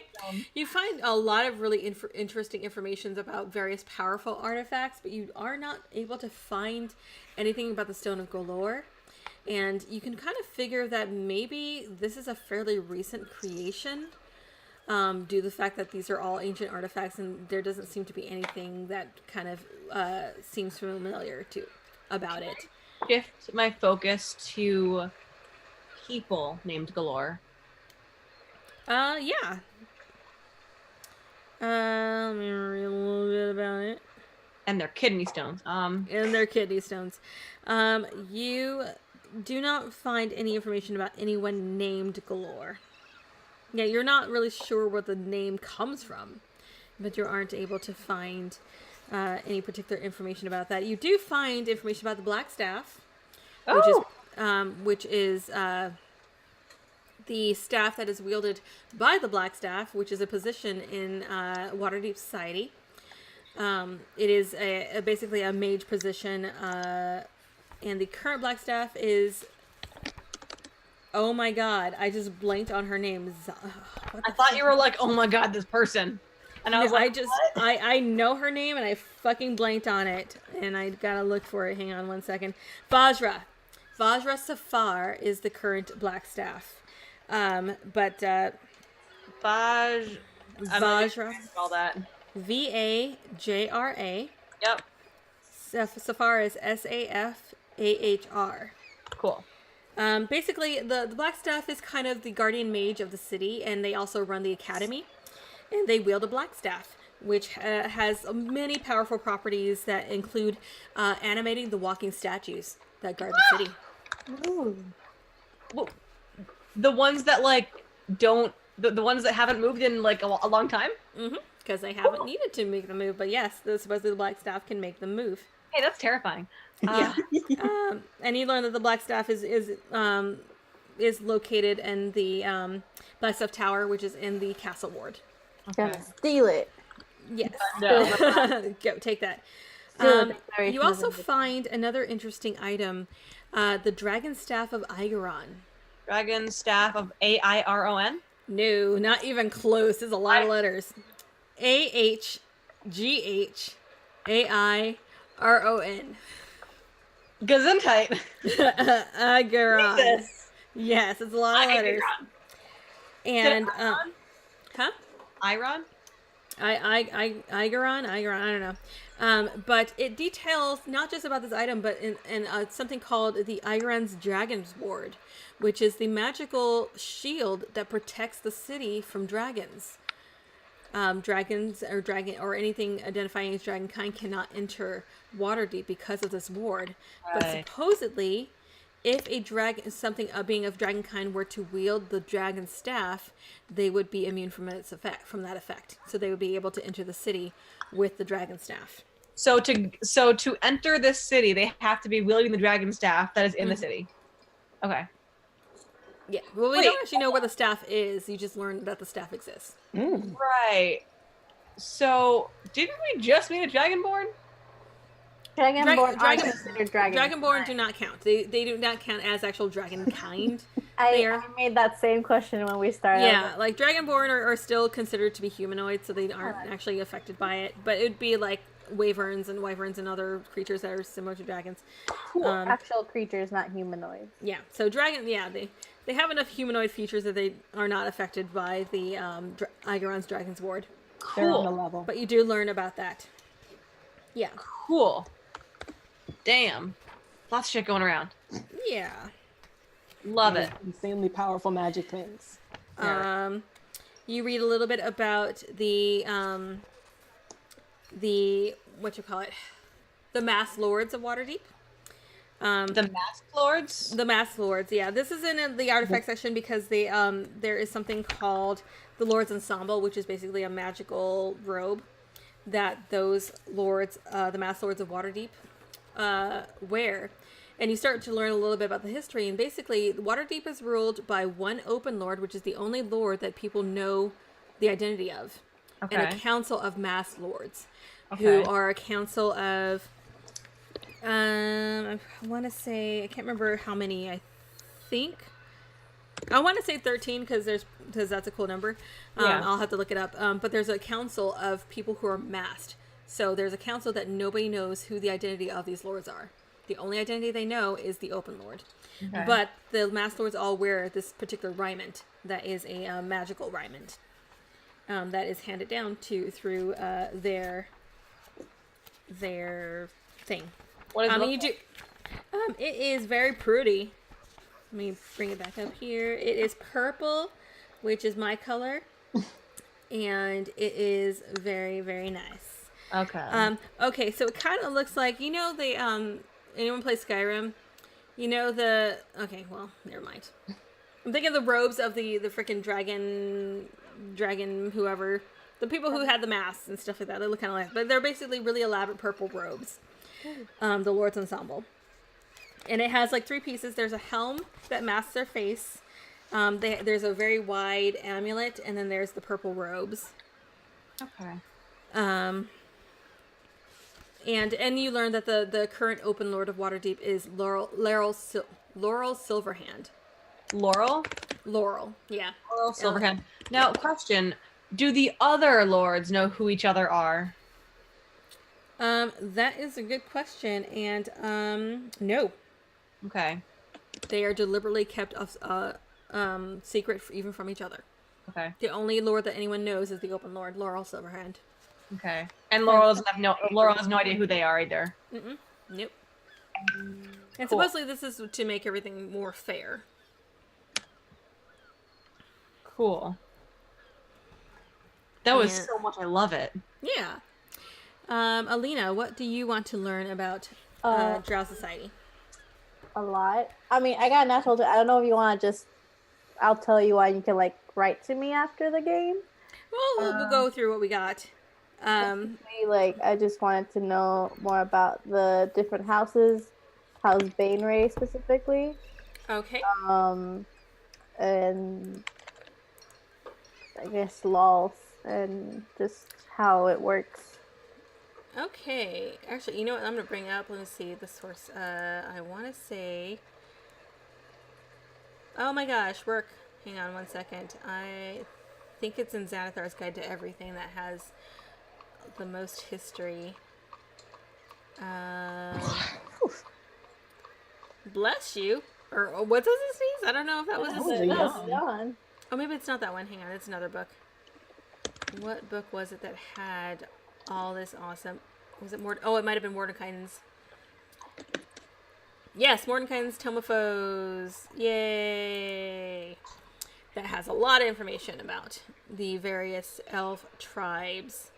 But you learn that Drow Society is matriarchal and very much, most of the people worship Loth, and that is the dominant religion. They do worship, there are little sects of people who worship other lesser gods, but Loth is still considered to be the dominant god in that society. And Loth is essentially a goddess of murder and backstabbing and generally evil stuff. So as a result, the society is a very dangerous society to exist in. And pretty much the worship of Loth touches every aspect of their life. Everything they do for her favor. And she's one of the gods that is surprisingly very hands-on with her worshippers. It is not uncommon for avatars of Loth to appear and render judgment, which is partly what makes her so fearsome. She doesn't have the same kind of distance as many deities will have. So when people are offend her or displease her, sometimes avatars will appear and kill them, or they will do much worse. I don't like that. Yeah. Let's see. It's a matriarchal society, so males have very little power there. They are pretty much just used primarily for breeding stock, although more talented ones may be kept on for other reasons. But they do not hold actual positions of power in society in general. They do have slaves of a lot of different races. Usually they are known for raiding the surface to get slaves when necessary. And they definitely look down on other races. Let's see. Some of the other gods that they worship. There was one that I'm trying to remember what their name is. There's a few different ones, but there was one that I remember. I'll have to. Is it Illustrate? Make sure it remembers. You can write to me after the show. Yeah, I'll have to write to you. I think it's Illustrate, the god of moonlight, which is actually one of the almost like the opposite of Loth. Mm-hmm. But I think that was the one I was thinking of. But generally, they are just a very violent society. However, what's interesting about it is that despite the fact that they are violent, the violence doesn't necessarily happen out in the open. They worship the goddess of murder in secrecy in a sense. So a lot of the stuff that happens is Behind you're closed not doors. yeah, behind closed doors. Like, you're not allowed to just openly, like, fucking kill somebody, but you're able to, like, assassinate them quietly and remove them. That's generally accepted. And that quite often is what happens between houses. House Bainray has been the ruling house of Menzo Branson for a very long time. Largely because they are very, very powerful and very, very ruthless with other houses. It's not uncommon for other houses to kind of war with each other to gain higher positions in society. But again, all of it has to be done secretly. Everything has to be done behind closed doors. So sometimes it will happen where one house will raid another house in the middle of the night, and you'll wake up the next morning and another house will just not exist anymore. They will all be dead. Mm-hmm. And that's accepted as long as you don't do it openly.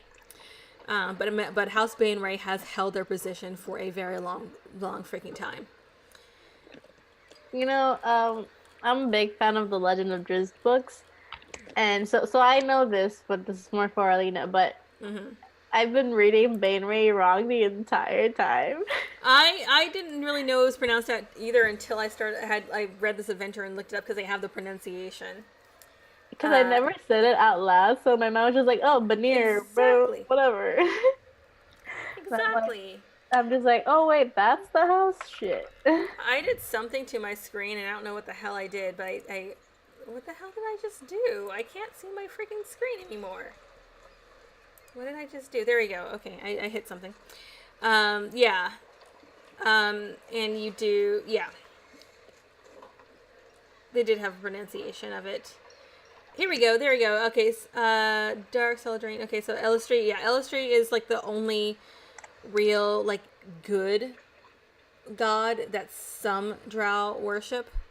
But even so, Elistri is the goddess of moonlight and song and freedom.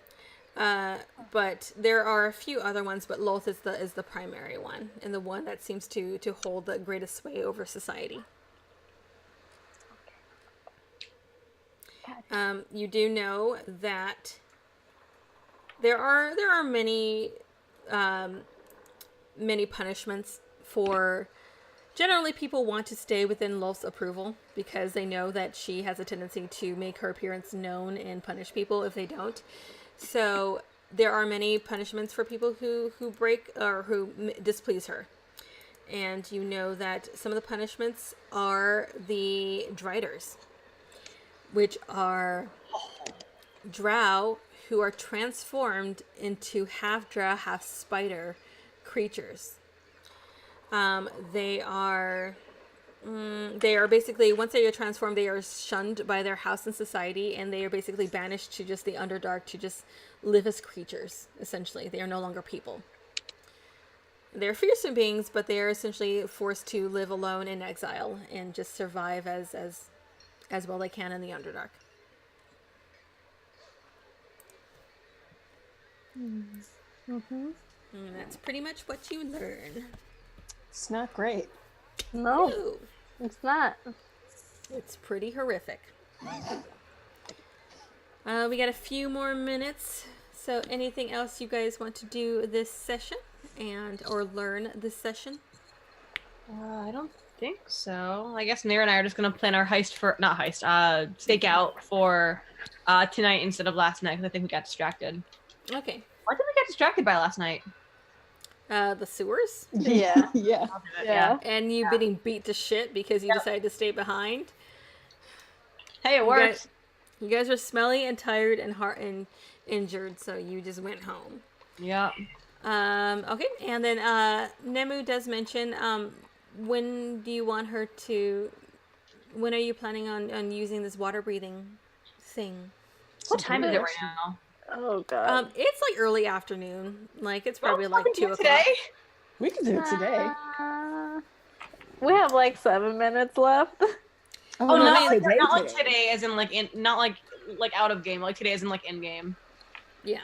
So like you would pick up there. She does have her date though. Well, it's about 2 o'clock, so you guys have a few hours. Yeah, we have like 6 hours. We'll be fine. I don't know. This one might take some time to get ready. You know how it is sometimes. So first thing in the morning? Is there something you want to say to me, Cruz? I'm saying it takes time to get properly cleaned up. We went to a Get your bathhouse. nails ready, girl. Mhm.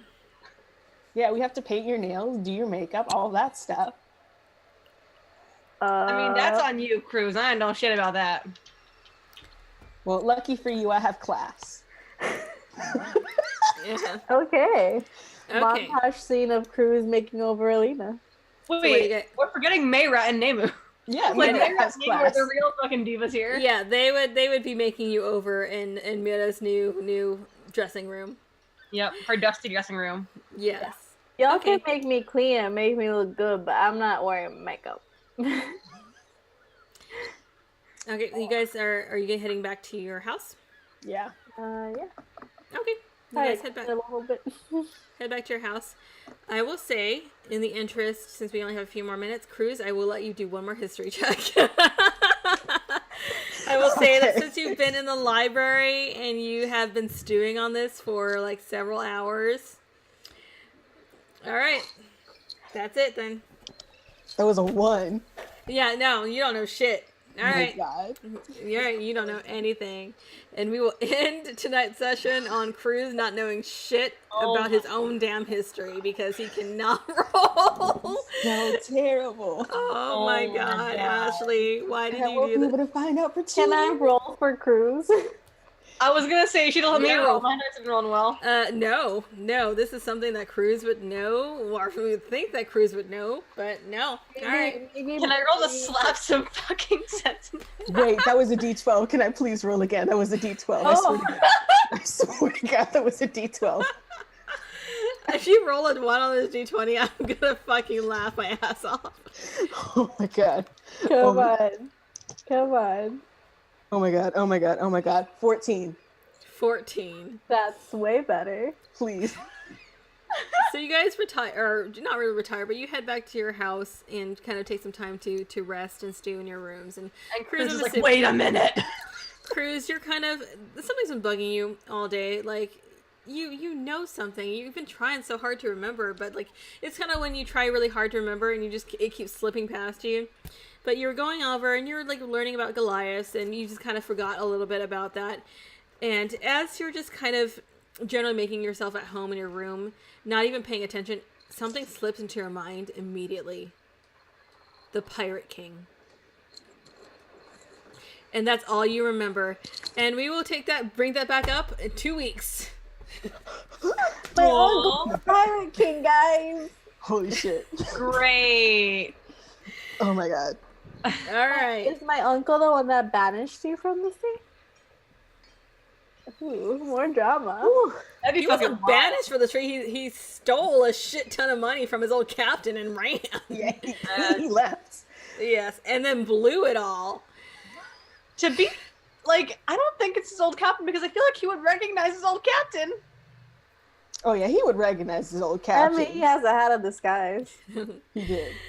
But he Yeah, also he had saw two him. disguises. Like the actual him. Yeah. But what if? So is your captain the one that banished you? He wasn't banished. He just was an asshole and ran. Yeah, nobody banished him. Yeah, Oh. no, he just was an asshole who stole a shit ton of money and ran No, and my has never uncle's just a- returned. My uncle's did. just a carnival leader and has a secret spy at networks and is the Pirate King. That's a lot of hats God. to wear. Anyway, We I gotta got talk good about family this next connections, man. If one thing I learned is that I had good family connections. Yeah, you do. you got a lot of stuff going on, girl. Whew. Thank you, everybody who joined us for tonight and had a good time. And we will miss you next week because I'll be at Emerald City Comic Con. But if you're going to be there, come hang out. I'll be running around as Domino. Oh my God, I'm so sad for the next session. Yes. Gonna And be then wild. we'll have a session. So our next session will be, I need to look at the freaking, whatchamacallit, calendar. Yeah, that thing that 23rd. has dates on it and stuff. Okay, so we're missing the 16th. So our next session will be the 23rd. And then I will miss the section after that because I'll be in Anaheim for WonderCon. So keep an eye out. And then, Adriana, do you have any games coming up on other channels? I do. I have one tomorrow at Sir Stalwart's channel. We're finishing up a battle that I got beat, and then I'm back up again with 6 hit points. So we'll Oh, see damn. how that goes. And then What are you guys playing on that one? Shadows over Ravnica. Oh, right. Cool. Awesome. And then the 31st, I have a game. It's a one shot. It's with these awesome people. They have a new. Let me get you their name because I've been sick today, so I completely forgot to do everything. I understand. Uh, Oh, I do have a game as well. Like, I still have to find out if we're actually doing it for certain. But supposedly we have a game Monday after Emerald City, which is Monday the 18th, I think, with Straticus Academy. So hopefully, if we're still doing that, we will have that. I will be on their channel. They're an awesome channel, so definitely follow Straticus. Yeah. the 31st, I'm having a game. It's a one shot about like an orc band, and I'm the groupie, and it's gonna be super fun. It's Oh my gosh. it's gonna be streaming the channel called Welcome to the Party, and Oh, awesome. Yeah. they're doing kind of like a new section. They've made this whole group called Vibrant, Visible, and Victorious. Yes. Yes. It's just a bunch of awesome POC people from all around the tabletop community, and we're getting together and making sure we're telling you guys we're here and we're awesome and we're playing and we're good. Yes. I got to get in on one of those games. I am busy, but I will try to get in one of those. But yeah, welcome to the party is a really cool channel. Check them out as well. We are a proud member of Nerdsmith Network, who are super, super awesome. They have been really, really good to us. And you can find more TTRPG-related content on nerdsmith.org. We do have a drive going on, I believe, starting this month. So definitely check out nerdsmith.org and figure out how that you can contribute and help our network continue to grow and be awesome. Anything else? Anybody else got anything cool going on? That's all I got. I'm starting school back up again. Who's gonna be the one to tell PB all that happened while she was out? Oh God. All the drama. I'm probably gonna talk to her tomorrow and this week, so I'll tell her. Yeah, it's just like, here's all this family information that you drama. missed. All this crazy shit. So Yes. you know that Zardoz guy? Well, he's my uncle, and like my family was like the top house in Lorenzo, and like I have a date, and then... all this fun stuff. Awesome. All right, well, we will see you guys in a couple weeks. Thank you guys for joining us, and have a good evening. Bye. Bye. Oh, should we rate someone? Oh, there's not really anybody rating here. We'll just head out.